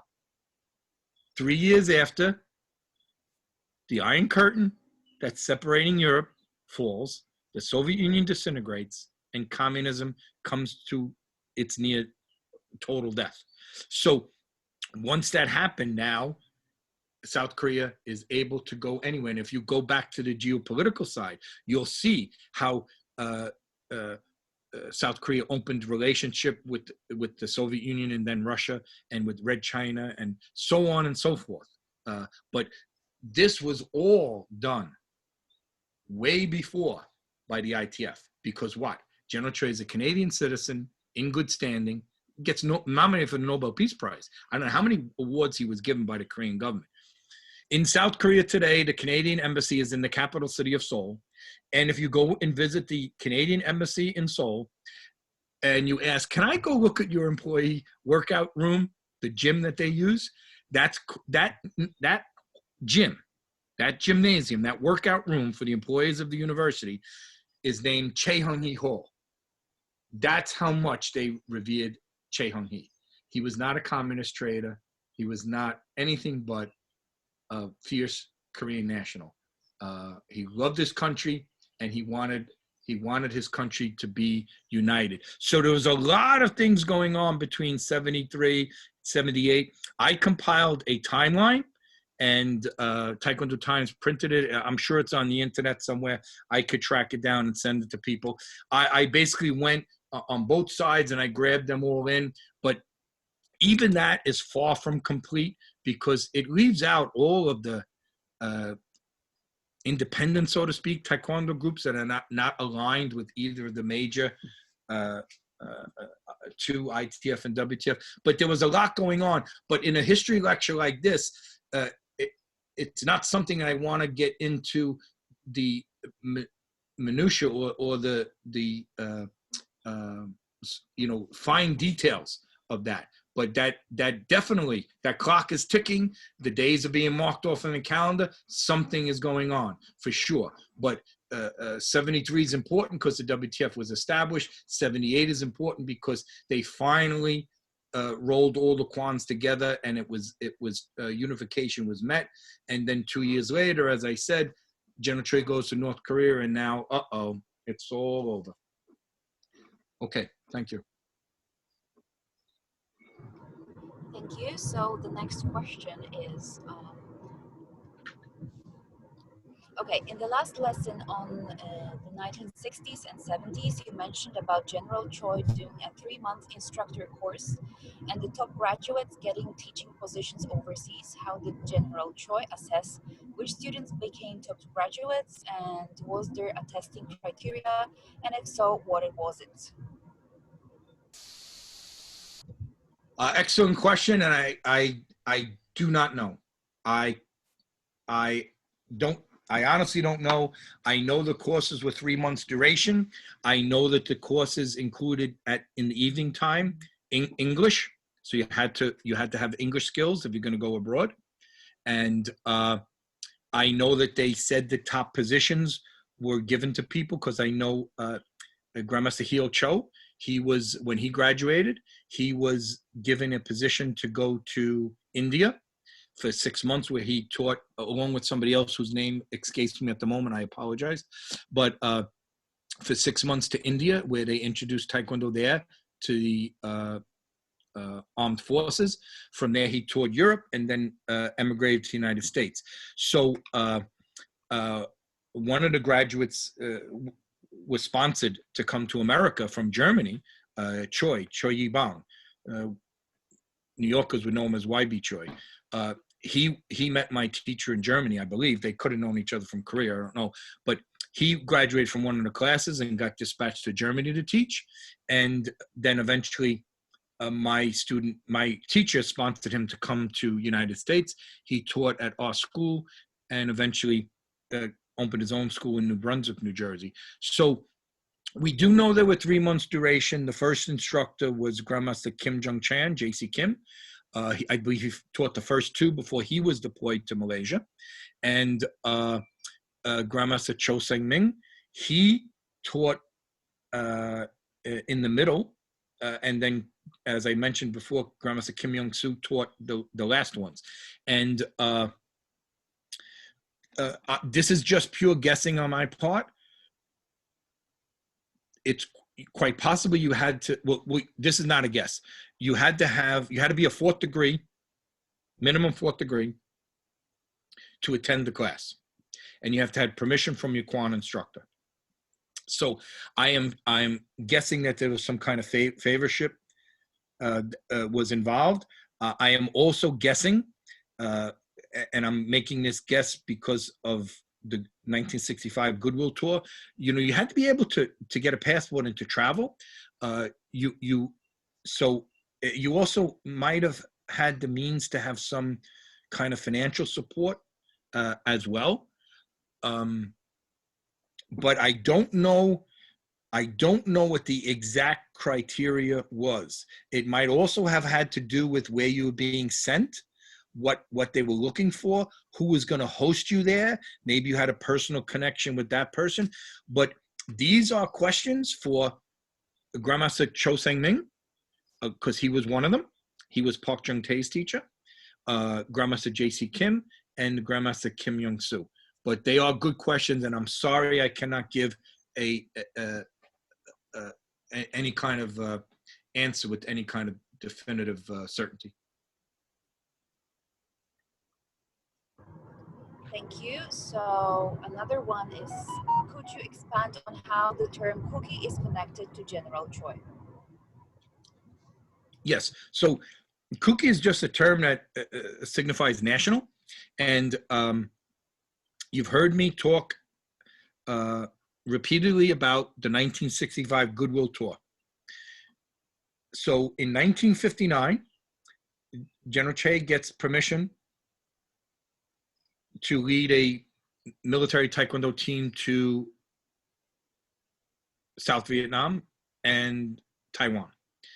That's the first time Taekwondo is demonstrated abroad. In the interim, 1962 December, Colonel Nam Tae-hee, who was a major at the time, and 3 captains are dispatched, officially deployed to Vietnam to teach. People should know the Vietnam War, the United States obviously had the biggest commitment of military troops. Second was the Republic of Korea. South Korea deployed the largest contingent of soldiers to fight in that war.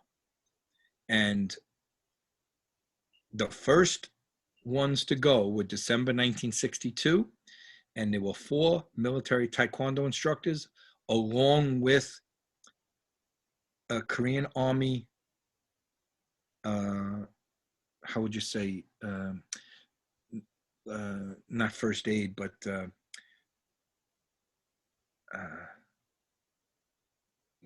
medical personnel, military medical personnel. Those were the first Koreans sent to Vietnam. At that time, General Choi is already in Vietnam, in Malaysia. He starts teaching Taekwondo there. He calls for 2 instructors. I mentioned them before. He's getting ready to leave. He calls for 2 more. These instructors are starting now to spread all around Southeast Asia. So when he returns home, he is ambassador at large. And he gets sponsorship from the Korean government, the military dictatorship, to lead a Goodwill tour around the world. He did this through his connections in the government, namely the same connection, General Chae Duck-shin, his sworn blood brother. They were in the first military academy class together. They were founders of the Korean Army. They traveled in 1949 to the United States to attend the first advanced training for Korean soldiers in America. And he later became ambassador to Vietnam. So that's how the Taekwondo team gets dispatched there. He later becomes ambassador to Germany, and that's how Taekwondo gets introduced there. He's a leading person behind sponsorship for this. He at some point becomes foreign minister. So in 1965, this team is called the Cooky Taekwondo Demonstration Team. And they went on a Goodwill tour. So General Choi very early on applied or used the name Cooky to apply it to Taekwondo. Because remember, when he goes to 1965, he actually gets authorization that this is the Korean martial art, which, by the way, was one of the reasons why he was able to get that 8-7 vote margin on August 5th, 1965, to change the name of the Taekwondo. Because one of the things he said was, listen, I'm bringing a Taekwondo team, the Cooky Taekwondo team. We are the national martial art of Korea. I am distributing a textbook called Taekwondo, the Korean art of self-defense. How can I go as the Taekwondo president? Makes no sense. So this was part of his argument to get them to adopt the Taekwondo name. So he was very shrewd. He took advantage of every opportunity. But when he says, oh, I'm the one that came up with the term Cooky Taekwondo, of course, he's labeled, oh, what a liar. He makes things up. And if you read the interview Lee Chung-woo gave in April of 2002, where he has some shocking confessions about cheating and whatnot, but I don't really care anything about that. I just found it very instructive in listening to how he talks about General Choi. But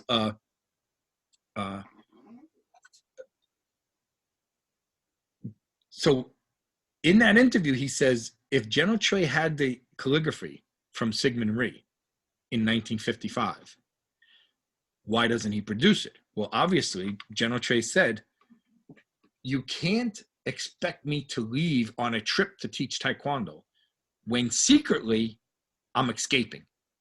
So I cannot start packing up things that are important to take. I have to take my simple suitcase that I take anytime I travel to do a seminar. So he says the calligraphy was left behind. I don't know what happened to it. And of course, Lee Chung-woo said he lies. Whenever he opened his mouth, he lies. And General Chase, Dr. Kim Hee-young, he found the calligraphy in the 1959 textbook with the story of how it was presented and got the official approval. So obviously General Choi didn't lie. So now it came about the Cooky Taekwondo Goodwill Tour. So General Choi says, 4 people on there. One was a Kwon Jae-hwa, one of the pioneers that settled in Germany as a result of going on this tour. They made up a cup to honor or signify or whatever, commemorate the Goodwill Tour. But they spelled Korea wrong. Instead of K-O-R-E-A, it was K-O-R-A. They left out the E, I believe. So they couldn't present the cup. And Grandmaster Kwon Jae-hwa maintained the cup. So Dr. Kim flew up to New York and took a picture to prove in 1965 General Choi applied the name Cooky Taekwondo 7 years before the Cooky Wan was established. So to me, that, pretty much settles, but I don't want people to think, oh, he made Cooky Taekwondo name. No, Cooky was around, Taekwondo was around. He just put the two together in 1965. I have no idea if anybody put the two together before that. I do know the civilians didn't do it. Why? Because maybe they did Cooky Taekwondo. See, the historical timeline doesn't lie. So that was a good question, and it prompted me to think about other tidbits. So thank you. Thank you. And the next question is, in the 1960s and 70s Taekwondo lesson, you mentioned that in 1982, ITF and WTF signed a merger agreement but didn't implement it. Why did they sign it but not implemented it? Okay, so there's no doubt the agreement was signed.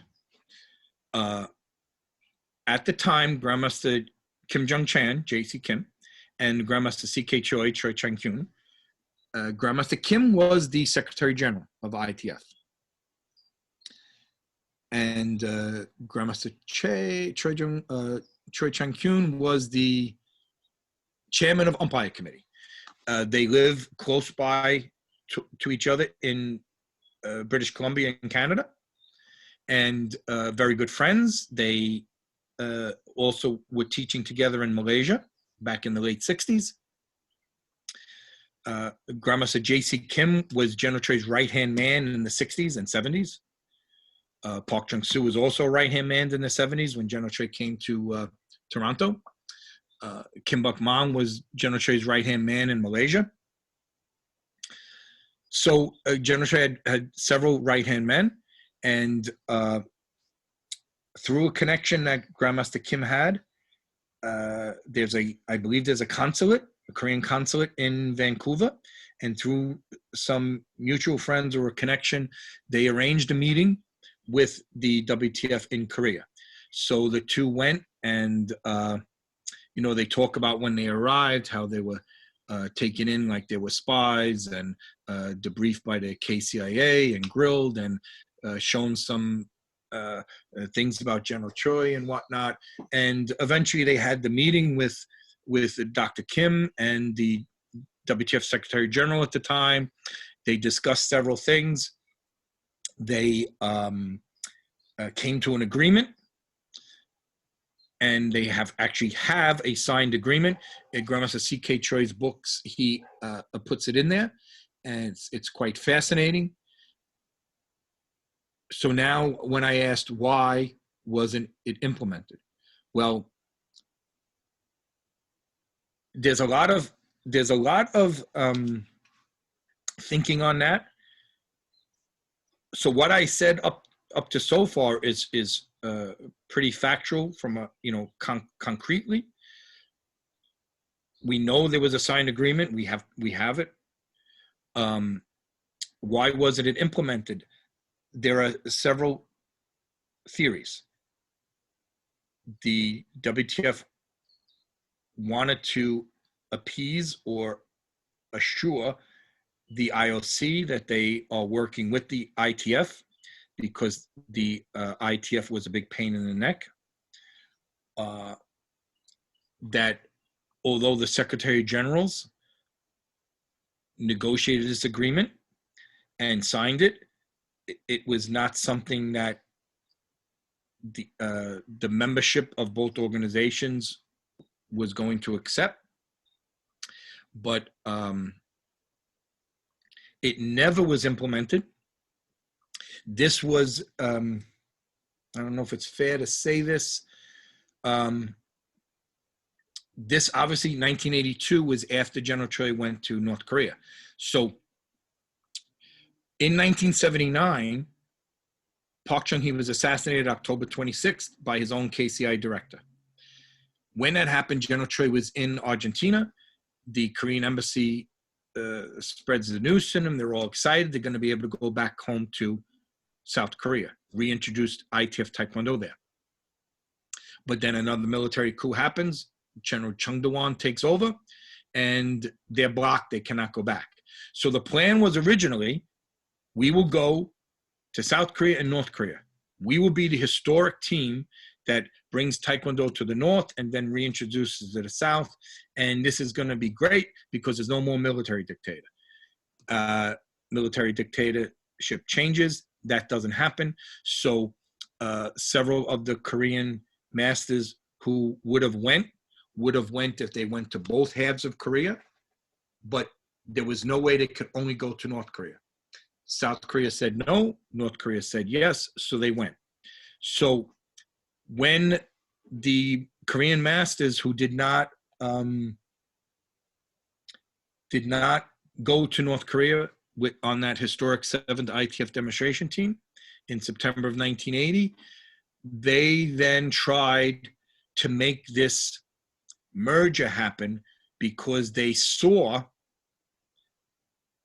we're now on a road. We always had two roads, but now the two roads are really going like this. They knew that the cement of that divide was being set, and it's hardening, and it's only going to force them to keep going further and further away. So this was their attempt to bring the two sides together. I think maybe they hoped General Choi would take a more honorary position, and from there he could feel free to do whatever he wanted with his politics. But certainly his Korean politics was hurting Taekwondo, and it was hurting them personally. It was creating bad politics that already existed in the Taekwondo circles and poisoning that. And for them, it was the last straw.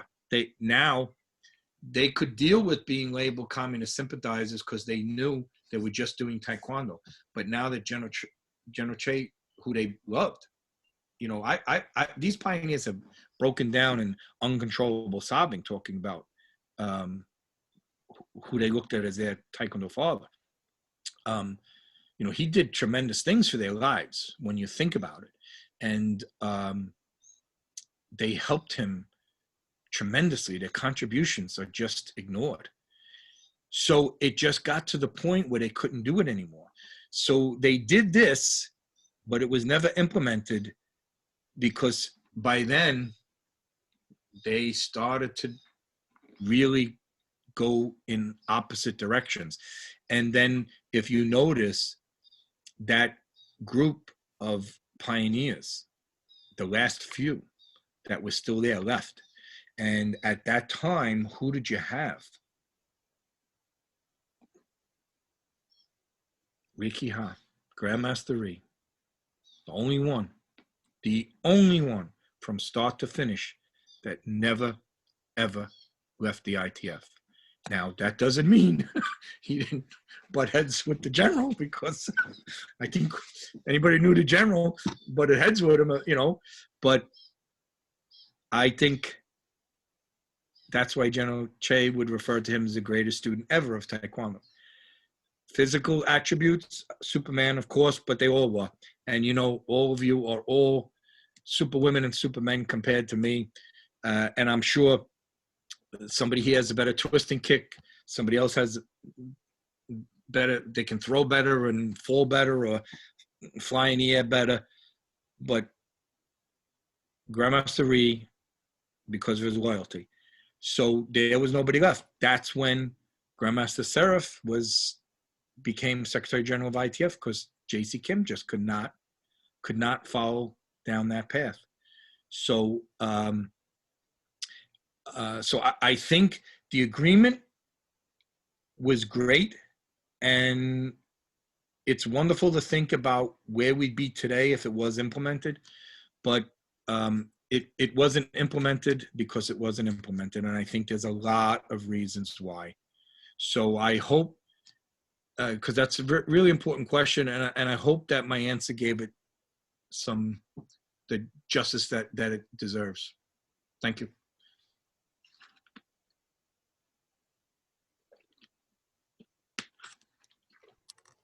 Okay, thank you. We have finally arrived, so I will get back to you.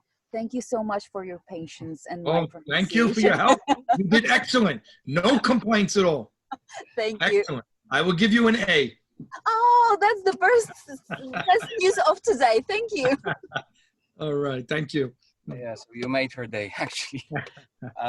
Okay, so we have actually kind of a follow-up question. Like, could you explain more, why did South Korea said no and North Korea said yes to the reintroduction and introduction of Taekwondo in South and North Korea? Okay. Interesting question, but it's really good that it's asked, because it's not so much that South Korea said no. They wouldn't allow General Choi to return. Now, why they wouldn't allow him to return, nobody knows. Remember, he didn't go to North Korea yet. He's not bad-mouthing the dictator anymore, because the dictator is buried. So it was more because a new military dictatorship took over. Whether they actually contemplated, oh, we're making our inroads to the Olympics. Remember, this is 1979. Somewhere in 1980, they get officially approved by the Olympics, not as a sport in the program, but accepted as by the IOC as a recognized sport. So there is so it's not like somebody will say, oh, if he comes in, he's going to disturb what we're going on, or the Taekwondo guys had the power in South Korea to block him or whatnot. It was simply that this man was not going to be allowed, because remember, he's a Canadian now. He has no right to go to Korea unless Korea lets him in. And this was a very turbulent time. And again, now here I'm speculating, right? I'm using my mind to think what's going on. A military coup happens 18 and a half years before. And the guy that did the military coup ruled with an iron fist for 18 and a half years. He gets taken out by his Korean CIA director, shot and killed at point blank range. Interim government takes over. This is a very chaotic time. They're worried about constant trouble from the north. And what happens? Here's what happens. Another military coup happens. So this military general, General Che, hated. And this military general eventually will get tried by the Korean people for crimes against the Korean people and sentenced to death. Just yesterday, I believe, was the anniversary of the Gwangju massacre. Read up on it. What Chung Do-won did to his fellow Koreans. And the general on the ground that carried out the orders was No Tae-woo, who succeeded Chung Do-won in the presidency. It was his right-hand man, his henchman. So I can only speculate on why somebody wouldn't allow General Choi to return. But when they were planning to do this, this was what the plan was. But back in Korea, all these things were unfolding. There were some people that looked at the KCI director that shot and killed the dictator as a hero. Now, I mean, he obviously was suffered the consequences for killing a sitting president, for sure. But you know, the way to best answer that question is, this was a very turbulent time. The plan was we go to both, but they're not letting us to go to South Korea. So North Korea was saying, come on in. And that's when the others said, we can't do this, because if we do this, it's over for us. Just like it was over for General Choi in many ways, because you see what happened to him. So that I think is I'll leave it there. I think that's the best way I can answer that question. Thank you. Thank you so much. So the next question is about Dosan. Why have none of the ITFs updated their history of Dosan, even though it was shown and proven incorrect by Stuart Anslow in his first book? Yeah, so that's the question. Okay, great question, and a fun question. Yes, my dear friend Stuart Anslow, great guy, he discovered this, but he corrected it, no question. But as I told him, General Choi corrected it. But nobody knows General Choi corrected it. And I have heard people write things that they say, well, General Choi taught this, I'm going to continue to teach it. And people fight back. Well, it's wrong. Why would you teach it? Well, because it's tradition. And forget all about that. General Choi corrected it himself. What was the last book that General Choi wrote? The memoirs, right? The memoirs. Look in the memoirs. You will see General Choi puts the correct date in. Oh, I looked, it's not in the memoirs. Memoirs, how many volumes? 2. No. I like 2, right? It's 3. It's corrected in the 3rd volume. And I have it. I could actually pull it and show you, but General Choi corrected it himself. So I found out about it through Stuart Anslow's great work, and I corrected it in my school with my students, and I would use it as a trick because some of them were so programmed with the older response, and I used to try tripping them up with it, as a fun way to make them remember. And then eventually they did a GUP training book, and they revise it in the training book, and now I couldn't trip my students up anymore because now they'll learn it the correct way from the beginning. So that's a fun question. I'm glad it was asked because it has me laughing. Thank you. Well, actually, if I can say, it's the question was from the author of the book, so Stuart Anslow. Okay, so the next question is actually from our host, and he asks if it's true that General Choi tried to go back to South Korea to be buried there. Okay, I really like that question, and I'm not going to answer it because he's a terrible host. He's not paying me enough. He has to double my salary. I'm working for 0. So if he nods his head and says he'll double my salary from 0 to 0, I'll answer it. Okay, good. So I just got my salary upgraded. They doubled my salary. Okay, so yes. So to answer this question, I need to repeat. General Choi was a fervent Korean national. He loved his country. He was fiercely patriotic. I think it ate away at so much inside of him that he could not go back home. Even when he went to North Korea, I don't know how many times he actually got to visit his hometown village, because that was in the physical northern area of a unified Korea that sadly suffered under a long and terrible Japanese imperial occupation. So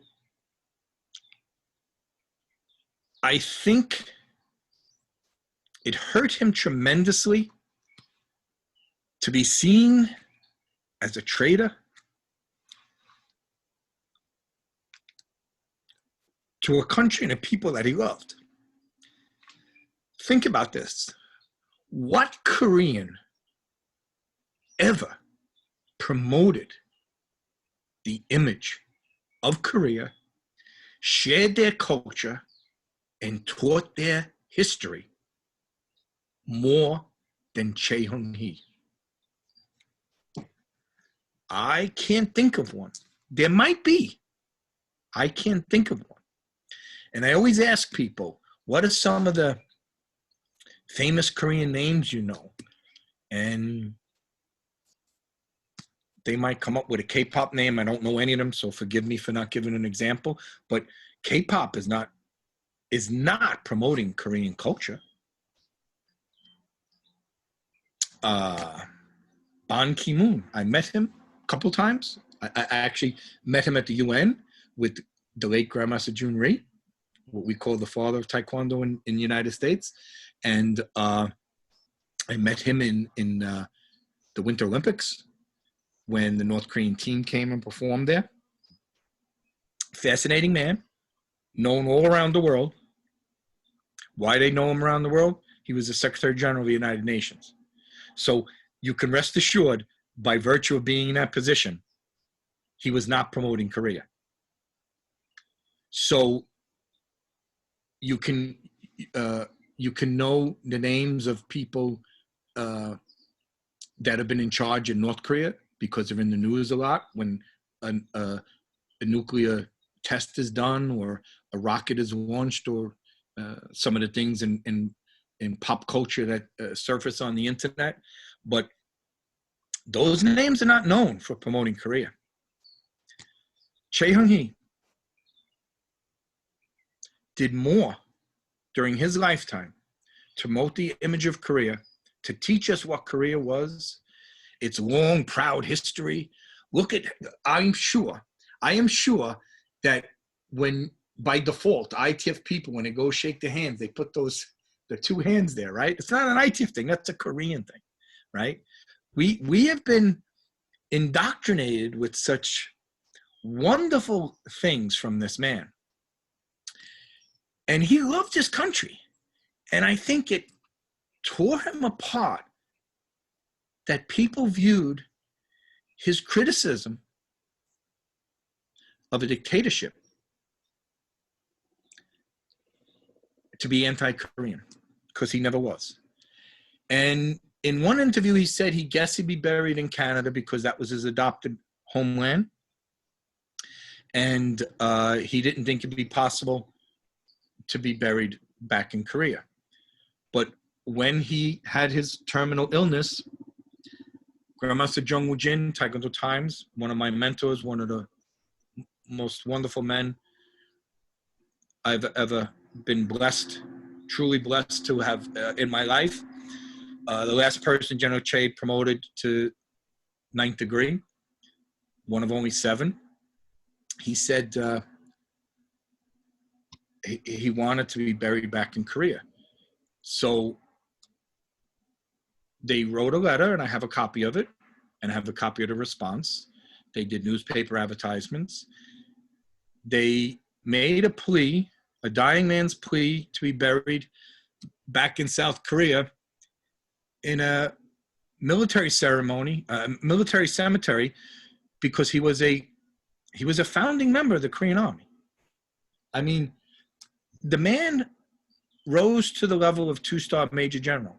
He would have been promoted to Lieutenant General, his 3rd star. It was in the line. It was going to be done. U.S. Army already approved it, but then the military coup happened, and Park Chung-hee not only put the kibosh on it, but removed him from the military by promoting him and sending him to Malaysia. So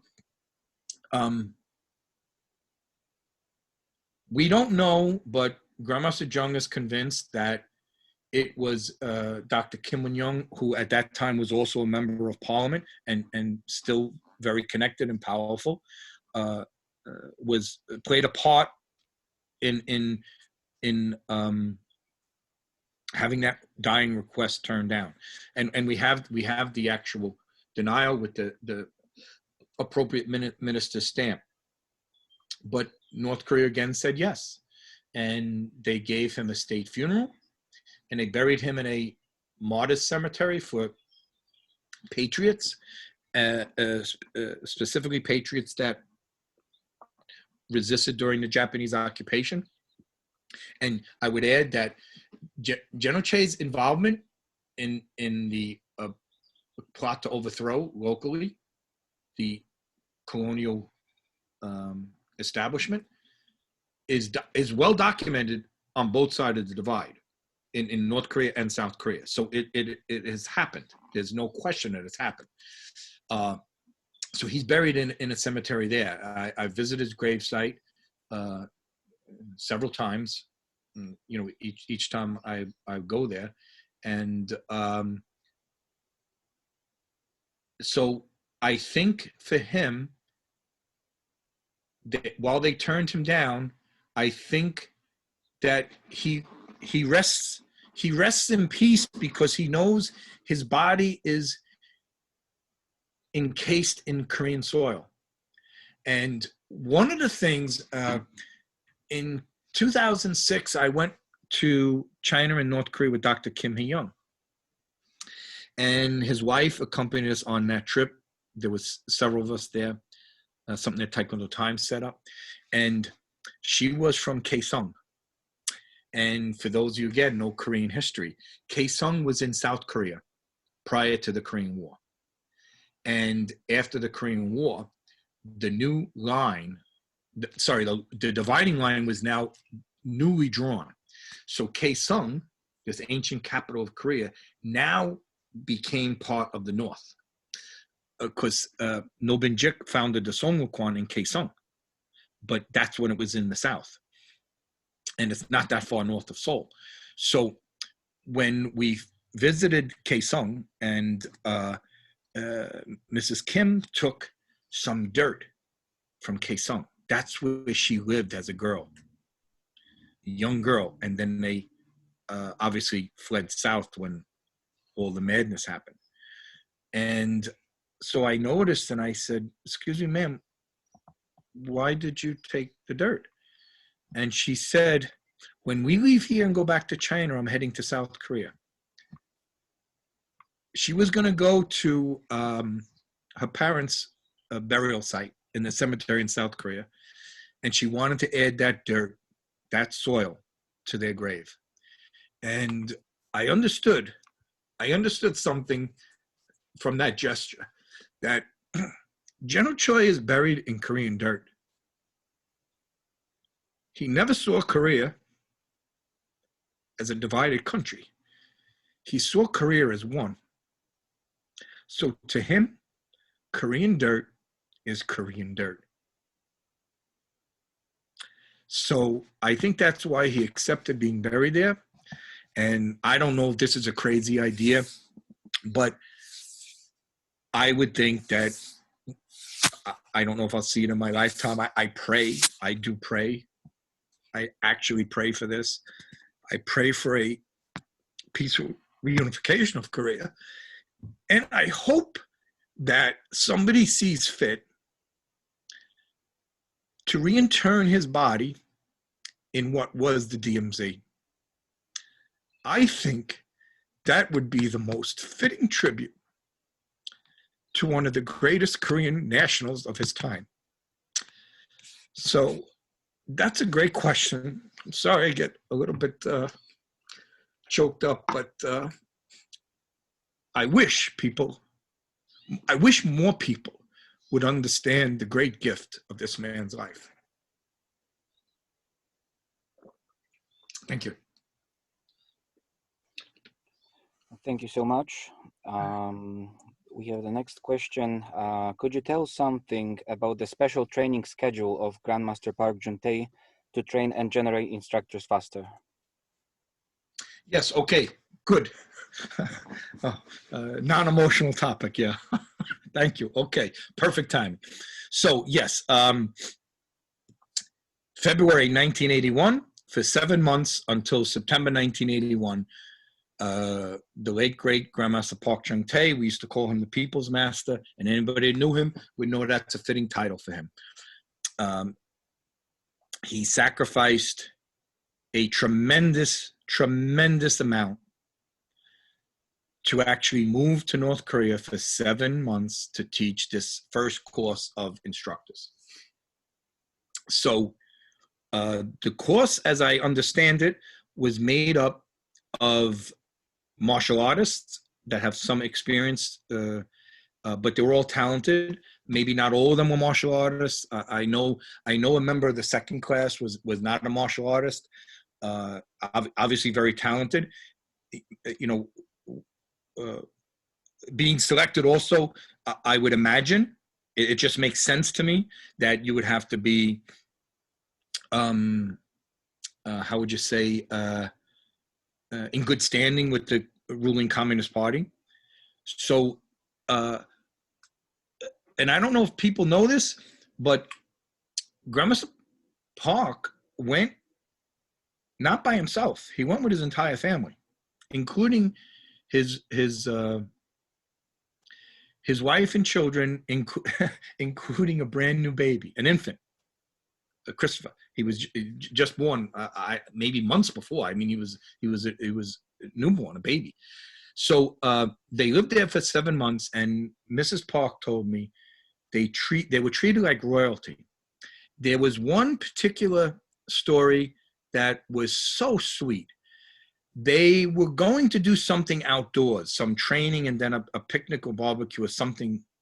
And it was a long walk to get there, but you could take a boat across.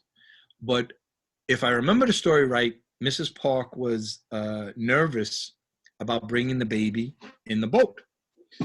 So the students of the class carried the baby through the long walk. So they did the training and whatever the celebration or thing afterward was. So they felt they were treated wonderfully. The Korean instructors that learned under him and were in the ITF when he was still Secretary General, they hold him in such high esteem. And from what I understand, the training was 7 days a week, and it was all day long. So they were all assembled in a central location. I don't know what the type of structure it was, but I would think they had some kind of dormitories there or whatnot. And it was basically going from the fundamental movements all the way up to what would have been probably the 4th degree patterns, because when the training was completed, Grandmaster Riki Ha came in with General Che, and there was an assessment, a test, evaluation, and the majority of them were promoted to 4th degree, and there was some that was promoted to 3rd degree. So I would imagine that it was just like any other. For those who train with Grandmaster Park, I did a 2-week instructor's course with him and a 1-week instructor's course with him. The IICs in those days, when they became numbered, the first one was in Vienna in March 1986. I took the 5th one, which was in July 1987. It was 2 weeks in St. Louis. It was 2 weeks duration. We did everything from the beginning of the syllabus all the way up. So once then Master Park left and created GTF, it was a big void. So the IICs shrank from 2 weeks to 1 week to like a weekend, a short weekend. I don't know how you do an instructor's course in a short weekend, but that's what happened. So I took a 2-week course and 2 1-week courses. But the way the course was worked out was we did everything: fundamental movement, stretching, you name it. So I would imagine, from what I understood, that was the way the course was conducted. And it was daily, 7 days a week, and extensive training, as well as the thing I wanted to add in. They didn't use the term sine wave. They used a Korean term that translates into rhythmic motion. So they were also being taught to flow that body by utilizing the hips in a vertical movement, not just, you know, the twisting motion that, you know, a lot of us came up with. So that is how it was then. And then the next year in 1982, Lim Won-sup, Grandmaster Lim Won-sup, taught the second class. General Che's son was there at the time, and he participated as well and helped teach as well. And that was the same thing, same kind of setup. Grandmaster Lim Won-sup was a pioneer in Sweden. He became Secretary General of the ITF before he left. Sorry, Undersecretary General of the ITF before he left. And he did that second course in 1982 under a very similar setup. So once those two courses were completed, then they had enough Koreans in Pyongyang to do the teaching on a national level. And you see the results. Poland had Kyuk-sul instructors from North Korea that went back home, were recalled, and then replaced by the Taekwondo instructors. Chung Dae-young, I believe, was one of the ones in Poland, right? He was a graduate of the first class.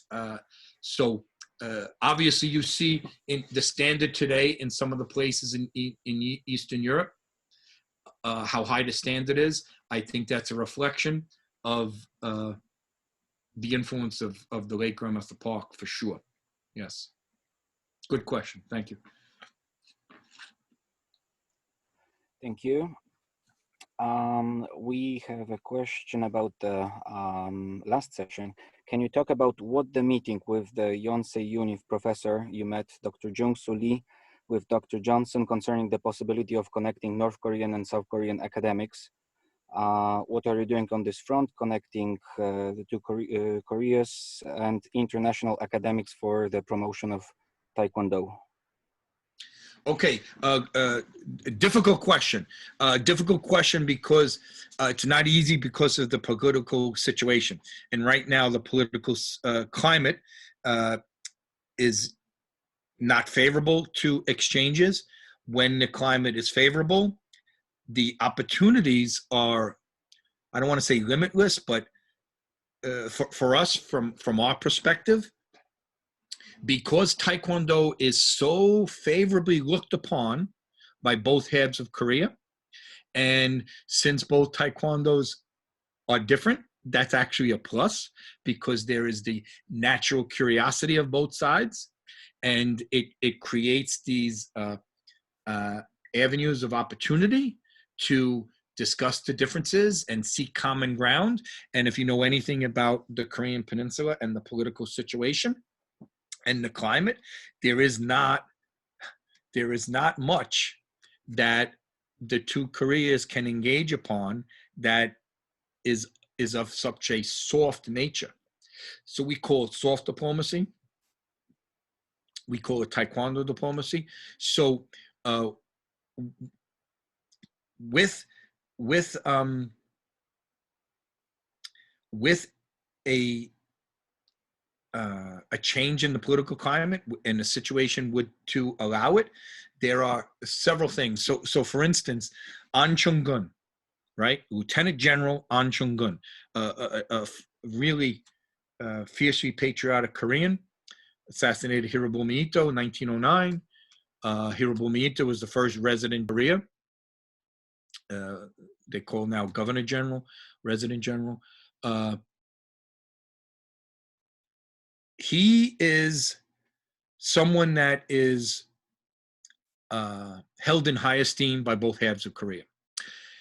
And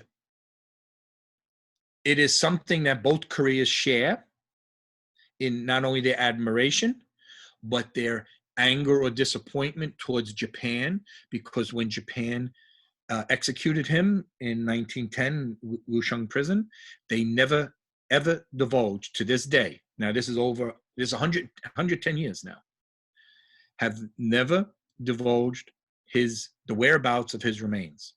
They did so on purpose because they did not want that to become a martyr site. They didn't want it to become something that would spark more resistance or turmoil to their rule.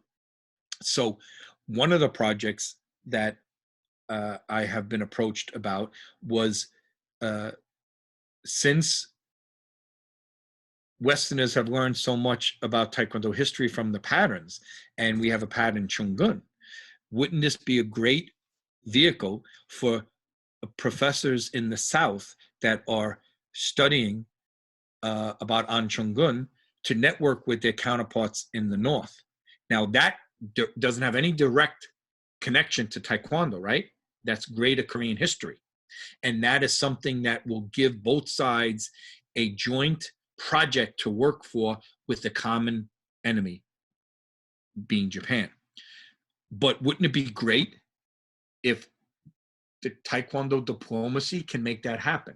The other big thing is, the thing you hear about all the time is integration of techniques and merging of the groups and all that. Yes, but the other big thing is there is a core group of professors in the South Korean universities that are in the process of actively putting together a philosophical framework for Taekwondo.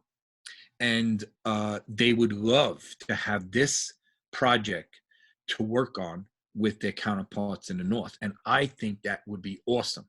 I mean, it is, okay, so the An Chungun thing is Taekwondo people might be able to make it happen. It's not directly related to Taekwondo.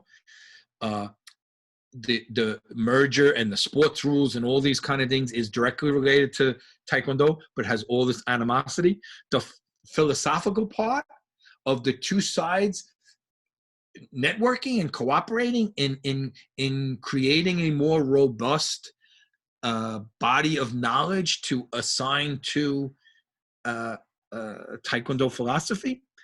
Wow, that I think would be totally awesome. And I don't think it would have much of the impediments that the sports side does or the Olympic side does. So those are the three things that I've become tangentially involved in just because of my position as being involved in the Taekwondo diplomacy of General Che that he left in the capable hands of Grandmaster Jung Woo Jin. So yeah, that would be, and then when you start with that, I mean, there is so much more you can move to, really so much more. And I mean, I can go on with all the different possibilities, but I think that's where I'll stop with that. Thank you. Thank you. The next question is, why did General Che change the name Rhythmic Motion to Sine Wave? No. Okay, just let me clarify. Very good question. And it's good this question is asked. He didn't change it from rhythmic motion to sine wave. He settled on the sine wave term later on when the full 15-volume encyclopedias was published. The encyclopedia was finished. He completed his written work in 1983. It took him 2 years to find a publisher. Why? The KCIA would squeeze the Korean printers, like East West Market Exchange in Chicago was one of them. I forget some of the other ones, but General Che tried to get a publisher to print the encyclopedia. Nobody would do it. They just would not do it. They weren't allowed to. They were afraid to. They knew if they did, they would, or their families would suffer. They didn't want to be associated with the communist or the guy that went to North Korea in violation of South Korean law. You name it. So please understand that when I've asked these instructors who were trained in Pyongyang, it was in the context of a larger discussion, and the point was General Che wanted them to move in this rhythmic motion. Why? Anybody that knows sine wave knows. Sine wave, anybody that knows ITF sine wave, because ITF sine wave is not, from what I understand from science, is not real sine wave or actual sine wave. So I don't want to get into that whole debacle. People that ITF people that are taught ITF sine wave know the reason we're taught that is to engage the whole body. obviously, if you engage more of your body, you'll have potential to create more power.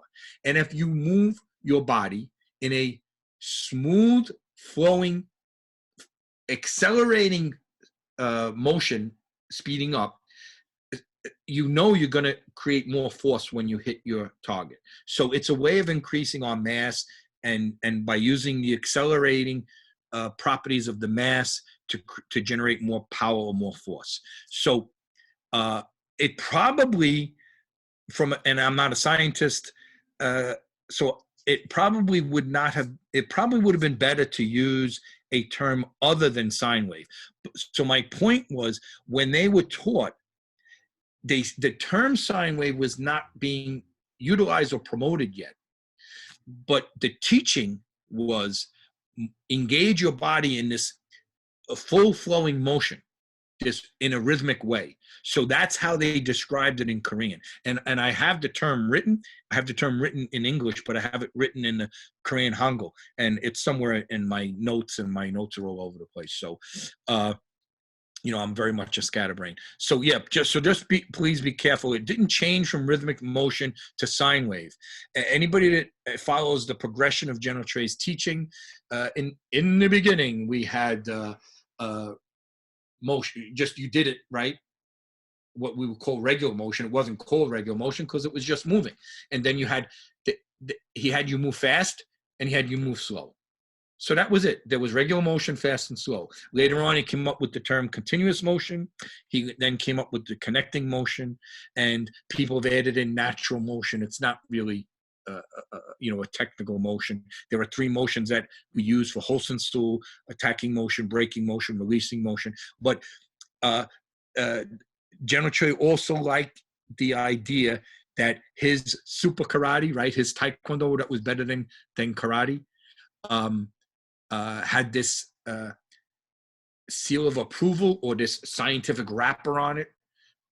So I think maybe sine wave, he might have been able to find a better term, but that's just me spouting off. But specifically to the question, it wasn't the way they spoke about it. It was like, move your body in this rhythmic movement, this rhythmic motion. It wasn't that it was termed sine wave yet. Sine wave came later, as far as what they started to articulate in the instructor courses when they were numbered. Remember, instructor courses started in South Korea. Then they were done informally by people on an ad hoc basis, because they needed to produce people with international instructors so they can promote people, issue Dan certificates and whatnot. And then starting in March of 1986, in the 20th anniversary of the ITF, they started to number the instructor courses. So the numbering sequence that we use today is traced back to August 1986 as the first one. If you read on georgevitale.nyc, you'll see the history of the instructor courses. It certainly was not the first one. Okay, thank you. Next. Okay, thank you. We actually have a request concerning one of the previous questions about Dosan, for you to specifically clarify why other ITFs, or why generally the ITF hasn't corrected the dates, yes, and the data on Dosan. Okay, so I can't speak to why ITF leadership does or doesn't do something. I can only share some of the banter that I saw on the internet, social media, or whatnot, regarding this topic. Quite honestly, I've been with leadership of all of the 3 ITFs, and it's never come up once. I've been in meetings with top people, executive board meetings. I just don't think it's an issue that anybody has any real direct knowledge about. So I think that's the problem. We came up with senior master and senior grandmaster titles, and that was something I became very involved in. And I actually brought up the topic as new business in an executive board meeting towards the end. that I wanted to be placed on the agenda for the next EB meeting. And sure enough, next EB meeting, it was on the agenda, and they just said, we are no longer using these titles. They don't make sense. And, you know, because they listened to my dissertation on why, from a Korean standpoint, they didn't make sense. And they just said officially, from this point forward, we're not using them anymore. But so to have something like this done, I think this is a fallacy among people. They think the ITF is some all-knowing, all-powerful life force that corrects things because they just have this capability. I think somebody needs to introduce this idea and say it's a problem. We discovered that it's a problem, and we should do something as an official Taekwondo governing body to rectify this, so our members and students will have more accurate information. So why that isn't done, I don't know. I mean, I'm certainly guilty. I myself haven't brought it up to anybody. I did, like what I said I did in my school, that was used as a model for a national governing body in the United States, which I'm happy they did, and I'm proud that it came from my writing. They asked me for it, but so that's just the thing that, okay, are you a member of an ITF? Get in touch with your leadership and get it done. It's not going to happen any other way that I know of. So that I like to turn around and say, everybody's sitting waiting. I don't know what you're sitting waiting for. You got to go out and get it, you know, because that train's going to pass you. You know, you have to press the thing to make the, you know, you in the bus, you hit the thing so the bus driver knows I got to stop here, whatever. You know, people have to actually push those buttons. It does not happen on its own. And that's the way I end that one. But that was a good one. Thank you. Thank you. The next question is, did General Choi promote others to 9th degree before Grandmaster Ri? Okay, good question. So we know that Grandmaster Riki Ha, the most loyal student, the greatest student ever of Taekwondo, was the first person promoted to Grandmaster 9th degree by the ITF in 1997. That is irrefutable. We know that. But now we also know that one other person actually has a 9th degree certificate from General Che, signed by General Che. It's the old style one. He's very, very senior. There's no doubt he's much more senior than Grandmaster Riki Ha.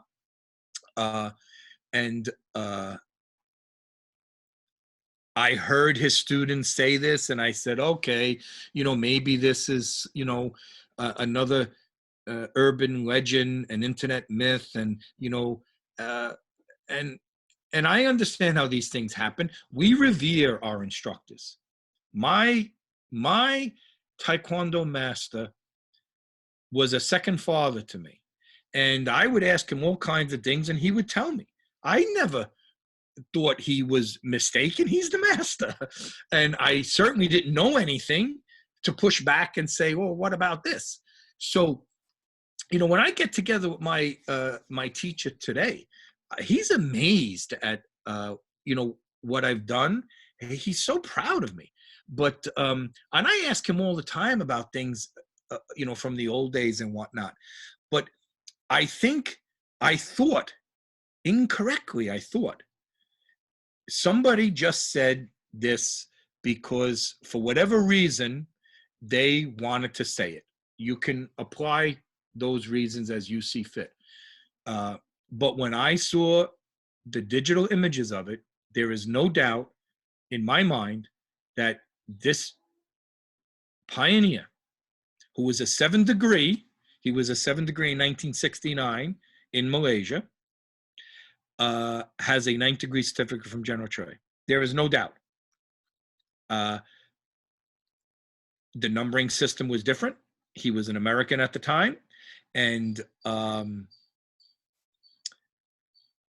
another thing that makes me think there was something going on with General Choi that we don't know fully about. And I don't want that to be seen as any kind of negative, underhanded, or nefarious type of things. But we know Grandmaster Seraph was the first non-Korean to be promoted to master, 7th degree. I know his designation is A85. Well, if he's the first one promoted to 7th degree, why is he not A81?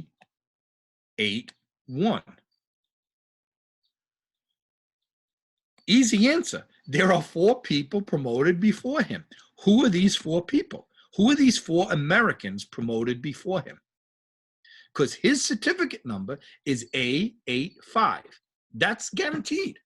So who are these other 4? Which makes me think more.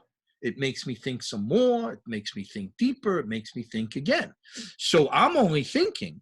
So I put this with some other things and I said, okay. So now I found out who one of the ones are. It's Grandmaster Young-Soo. He's the chairman of the ITF promotion committee. He promoted me to 4th degree with the ITF. I met him at General Choi's 100th memorial service celebration in Toronto, Canada, with Mrs. Che and General Che's son, Grandmaster Che Jung-Hwa, the president of the ITF. And I'm not sure, he might be A84. So now, I'm thinking, okay, so there were Koreans here that were now Americans, because remember, as per ITF rules, your letter designation for your country is as per your passport. So this gives me additional information to consider. But the numbering sequence for Grandmaster Kang's 9th degree is it's not A91. It's I have to look and see what it is, but it is not the numbering sequence that's currently used. So again, I'm thinking and thinking some more, thinking again, thinking a little bit deeper. Maybe this was General Choi's way of honoring this man who helped him a lot along the way. Maybe this was a parting gift because it was the old horizontal style Dan certificate, which were done away with because it's done away with in the 70s. And this was issued in the early 80s. And it was issued around the time when General Choi went to North Korea. So, there are only reasons why I can speculate why it happened. But there is no doubt that General Choi signed the 9th degree certificate by this Grandmaster Howard Kang in the United States. No question. So that then opens the door, the possibility that there might have been others. Nam Tae-hee, I don't know. Han Cha-kyo, I don't know. We don't know. So, but in this case, when somebody presents a digital image, and I don't see any reason why to attack the authenticity of that, and knowing who the man is, and knowing General Choi, and sometimes he did things like this, it is quite possible. I just don't think that should take away from who the first Grandmaster is, because if General Choi did do some kind of gesture towards somebody that he might have had great love and admiration for, St. Petersburg, Russia, in front of the world, we know who the first person General Choi in the ITF promoted to 9th degree. So I think that's the way I'll answer that. Thank you. Thank you. Okay, we have another question. Okay, hold on. Wait. Okay. May I just interrupt? So I mentioned Colonel Nam and I mentioned Grandmaster Rhee. So I just wanted to add this in. I was just thinking. So in 2009, I believe it was, I happened to be part of a team that reconnected Grandmaster Rhee Ha and Colonel Nam Tae-hee. And I have a picture. Part of my guys picked up Grandmaster Ree at the airport at JFK, which is in Queens, New York, and they took him to a Korean restaurant in Queens, New York, which has a really big Korean community. And we know Grandmaster Ree, first Grandmaster, right? The first person general to promote the 9th degree. When Grandmaster Ree met Nam Tae-hee at that restaurant, Grandmaster Ree bowed so low he could probably untie his shoes with his teeth. That's how low he. So Grandmaster Ree is no question the first 9th degree. There's no question about that. No question the most loyal person. But seniority is different from rank. And Grandmaster Ree, by his gesture and the way that he treated Colonel Nam, there is no question who is senior. I think that is critical for Westerners to understand, because we think seniority is rank-based. Rank is different from seniority. There is no question. Chae Hung-hee, Nam Tae-hee, Han Cha-kyo, the first 3 masters of Taekwondo. No question about that. So there's no question who was the first person general trainer ITF promoted to 9th degree. That doesn't mean he didn't make a gift. He didn't honor somebody in another way. But I just wanted to add that tidbit in there about the restaurant, because as I was waiting for the next question, that popped into my mind. I think it's important for Westerners to know Koreans view seniority differently. Martial artists think, I got my white belt wrapped around my waist a half hour before you did, or I was in the class before you joined, so therefore I'm senior to you, or I outrank you. Okay, sorry. Thank you so much. So the question is, what is the historical background for the ITF logo? Okay, historical background for the ITF logo. The UN, the United Nations influences it. The Korean Peninsula influences it. The Korean Hangul letters, the shape of the world. There are a lot of things that influence it. And I'm only going off the top of my head. But the person who designed it, created it, Grandmaster J.C. Kim Jong-chan, he's still alive. He's written about it. So go to his Facebook page and see if you can track it down. If it was done too far in the past where you can't find it in the feed, just send him a message, post something to him or whatnot. It was quite illustrative. And, it's great.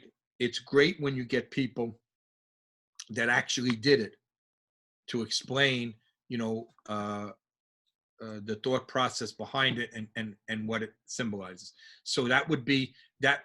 I would just defer to him and just give you those the broad strokes on it. Thank you. Okay. We have a question. What are your thoughts on Hee Il-cho and his contributions to Taekwondo on a worldwide scale? Okay. One of my dear friends and colleagues, and Stuart Ansel, met him as well. I took him up to his dojang. I consider those 2 gentlemen leading independent Taekwondo leaders. And they're both authors, and they're honorable Taekwondo practitioners, wonderful instructors. So Master Doug Cook on Thursday nights holds a Ask the Grandmaster session, and I submitted a question along these lines. There's so much we know about ITF and WTF and the leaders and the 2 paths of the major Taekwondo groups. We only know bits and pieces, tidbits of information from the ones that were not on these 2 paths, but ones nonetheless that did really great things for people. And Hee Il-cho is one of the ones. He's top on the list. So, I can tell you his instructor in the ITF instructor course was Cho Sang-min.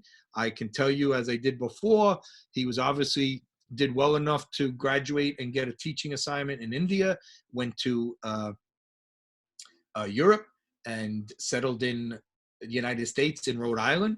And I don't know if he was in Chicago for a point, but now he's in Hawaii. And, he wanted to get out of Rhode Island because of the harsh winters. And he was a member of one of the early ITF demonstration teams. He performed at the Third World Championships in Oklahoma City. And eventually, right, he was part of the ATA, which was the NGB for the ITF in the United States, under Grandmaster Kang Soo Chung, who is the founding president. Sadly, he doesn't get recognized in the current ATA history that their organization shares. I'd like to see that rectified. But after 1978, and when General Choi goes to North Korea in 1980, now I didn't interview Grandmaster Hyo Cho. My teacher knew him. We used to go to his tournament when he was in Rhode Island.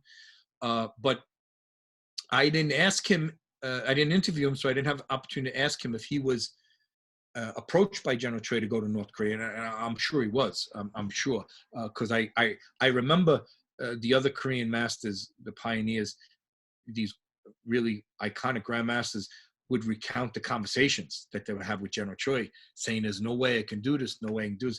General Choi would slam down the phone, and then the phone would ring a little by later and says, no, you have to come.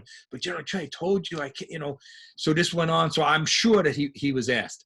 And then I am guessing, and I would bet my guess is right, that he left when General Choi went to North Korea and introduced Taekwondo there, and he probably really didn't have a choice. When he left, he went on his own, and he became very, very successful. I have most of his books. I probably had his videotapes back at some point, or access to them. And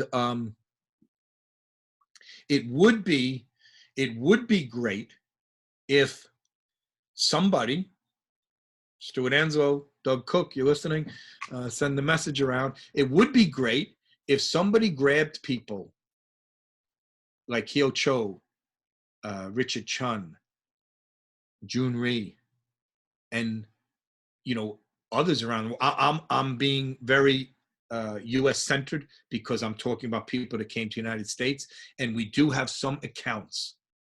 We do have some good accounts on what people have done in the United States.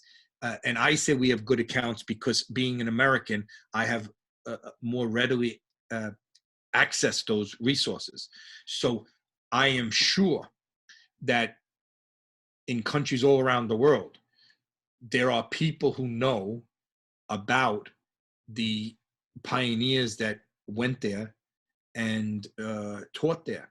So I think it would be great if we had a project where people contributed some of these independent Taekwondo leaders like Grandmaster Hyo Cho, because their impact, really.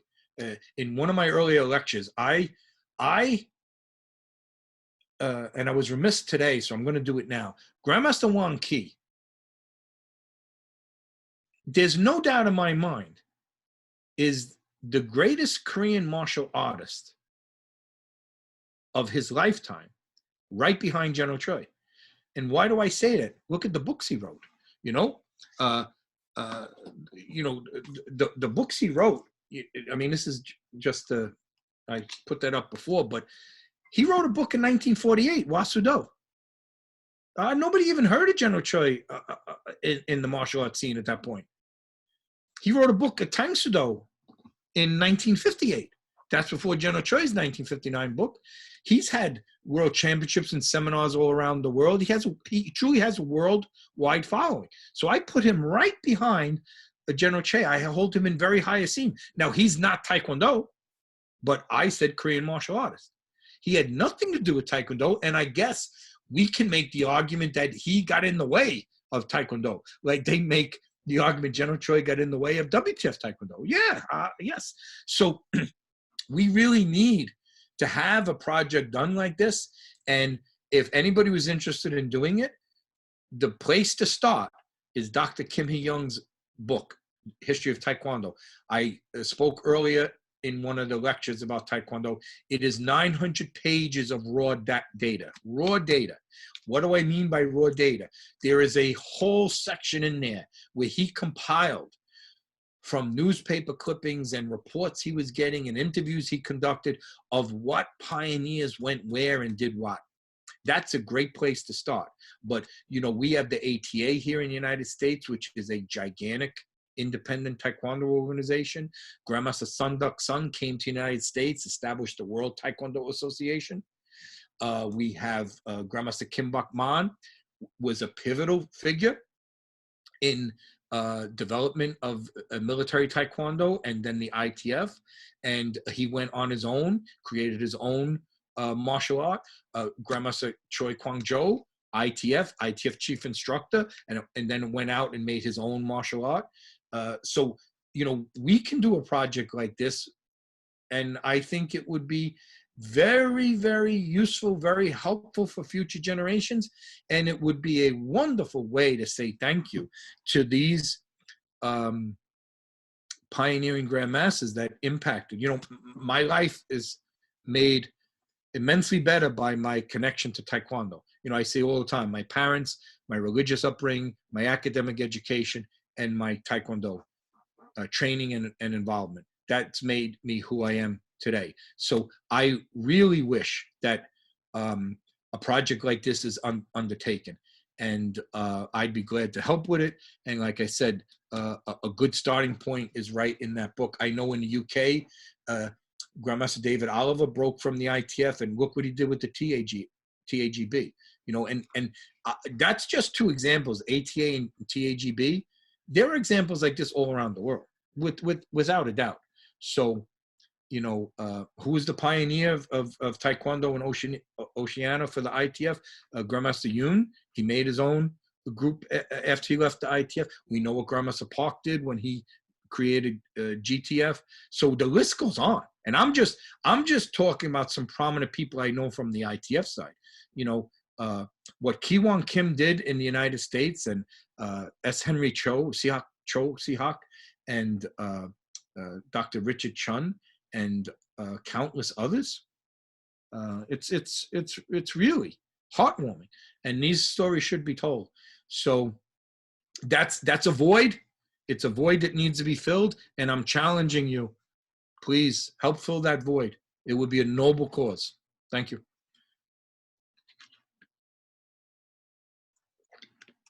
Thank you so much. So now actually me and Piotr have a question for you, Grandmaster Vitale. Would it be possible one time to have like a typically Q&A session with you? I mean, during those two seminars that we had with you, we have such an immense amount of knowledge and data, which we cannot thank you enough for sharing with us. And I think it's a lot of material to, you know, deal with, to process, and to think about for the next, I don't know, life or two lives. So our question is, can we just let people, you know, to process all that, all those sessions, all those questions, information, and maybe sometime in the future we can contact you once more and have like a general Q&A session. Okay, so it's great that you floated that idea. I can tell you that Grandmaster Wadley and I already discussed a part 3. The part 3 that was initially floated, I found to be problematic. Somewhat problematic, because I thought it was too limited, and I thought it was too contemporary. So it's not the direct field that I've delved into doing deep research. So I kind of said, I have no problem doing a 3rd, a 4th, a 5th, no problem at all. But I floated the idea with him about why don't we do a 3rd follow-up, a part 3, which would be a general question and answer session. This way, there's nothing formal for me to present. Ask whatever questions you want. We've had some really esteemed seniors from around the world that have tuned in, and very, very knowledgeable instructors and talented people that I think that would be a great idea. And, you know, I have to remember what one of my girlfriend, what a wonderful woman, she used to say, why do you stop me from thanking you? And, you know, it's funny. Like, it's really nice when people thank somebody, but like, I have to thank you because affording me this opportunity is it's so good for me. Like I said, it gives me, well, not worth, but it gives me a reason to share, and I get so much joy out of sharing. And like I say, so many people have blessed me with pointing me in the right direction, sharing information. I would feel tremendously guilt if I didn't share that information. So I find it's an obligation, and it's something that I've learned to cherish. So you honestly don't know how much this means to me on a personal level. So I am glad to do anything I can to help anybody with Taekwondo, or really in general in life. But I didn't know anything about this Zoom platform. I'm not a technology person. It's funny because obviously I heard of Zoom because New York City Board of Education was going to classes using the Zoom platform. So I knew, oh, it's like some YouTube thing that, you know, people can do like FaceTime, but there's more than one. So I participated in a continental discussion with other friends and colleagues in Pan America. And when I saw the platform, I said, oh, wow, this is pretty cool. And that reminded me that Grandmaster Jason Wadley, who I know very well, had reached out to me earlier and said, you know, I'd like to do something like this over Zoom. But I never put the two and two together. And once I saw the question, I got sidetracked by something else, and the scatterbrain I am, it just fell out of my thinking process. And it wasn't until I did the Zoom, participated in that Zoom session, I said, hey, wait, maybe that would work. And then I said, I know, he asked me, let me go back and find it. So I contacted him, and that's how this all started. So I'm more than willing to do that. It would be a great honor and privilege for me to do that. I'm thrilled that people have found some value in it. So I just encourage you to keep digging for more, to come up with these questions, and to share what you have come to know, because that helps us all. So I would do that. And I told Grandmaster Wadley that when I completed this session today, that we then would discuss a third thing that would be a Q&A. So I can do that separately. I can do it together. You guys tell me what you want, and I'll do it. And I'm really happy because my salary got doubled from zero. They doubled it. Maybe next time I'll ask them to triple it, you know? 3 times 0. I'm not, math's not my subject. I got to figure out how much money I've been making when you triple my 0. So, but that would be absolutely not a problem for me. Please just let me know how we put the mechanics of it together. I'll rely on you guys, because you're very qualified to do that, and I'll bring whatever knowledge I can to the discussion, and I'm all for it. Yeah. Thank you very much, sir. We are closing to midnight in Poland and in Central Europe at the moment. And I see some people are actually going either to sleep, or some people from other parts of the world are going to work or do other things. We spent 3 fantastic hours together. So thanks again thank you for being here for us, and again, sharing your knowledge with all of us. Thanks to all the participants who stayed for the whole conference, regardless of your rank, of the country you come from. It's great that there is still a place where we can meet, because we are all from Taekwondo, no matter which group we belong to, no matter if we are grandmasters, masters, instructors, colored belts. we are still members of the same family. This is what we always say with Greg. We are ITF because we are International Taekwondo Friends. We might be federation, but we are International Taekwondo Friends, International Taekwondo family.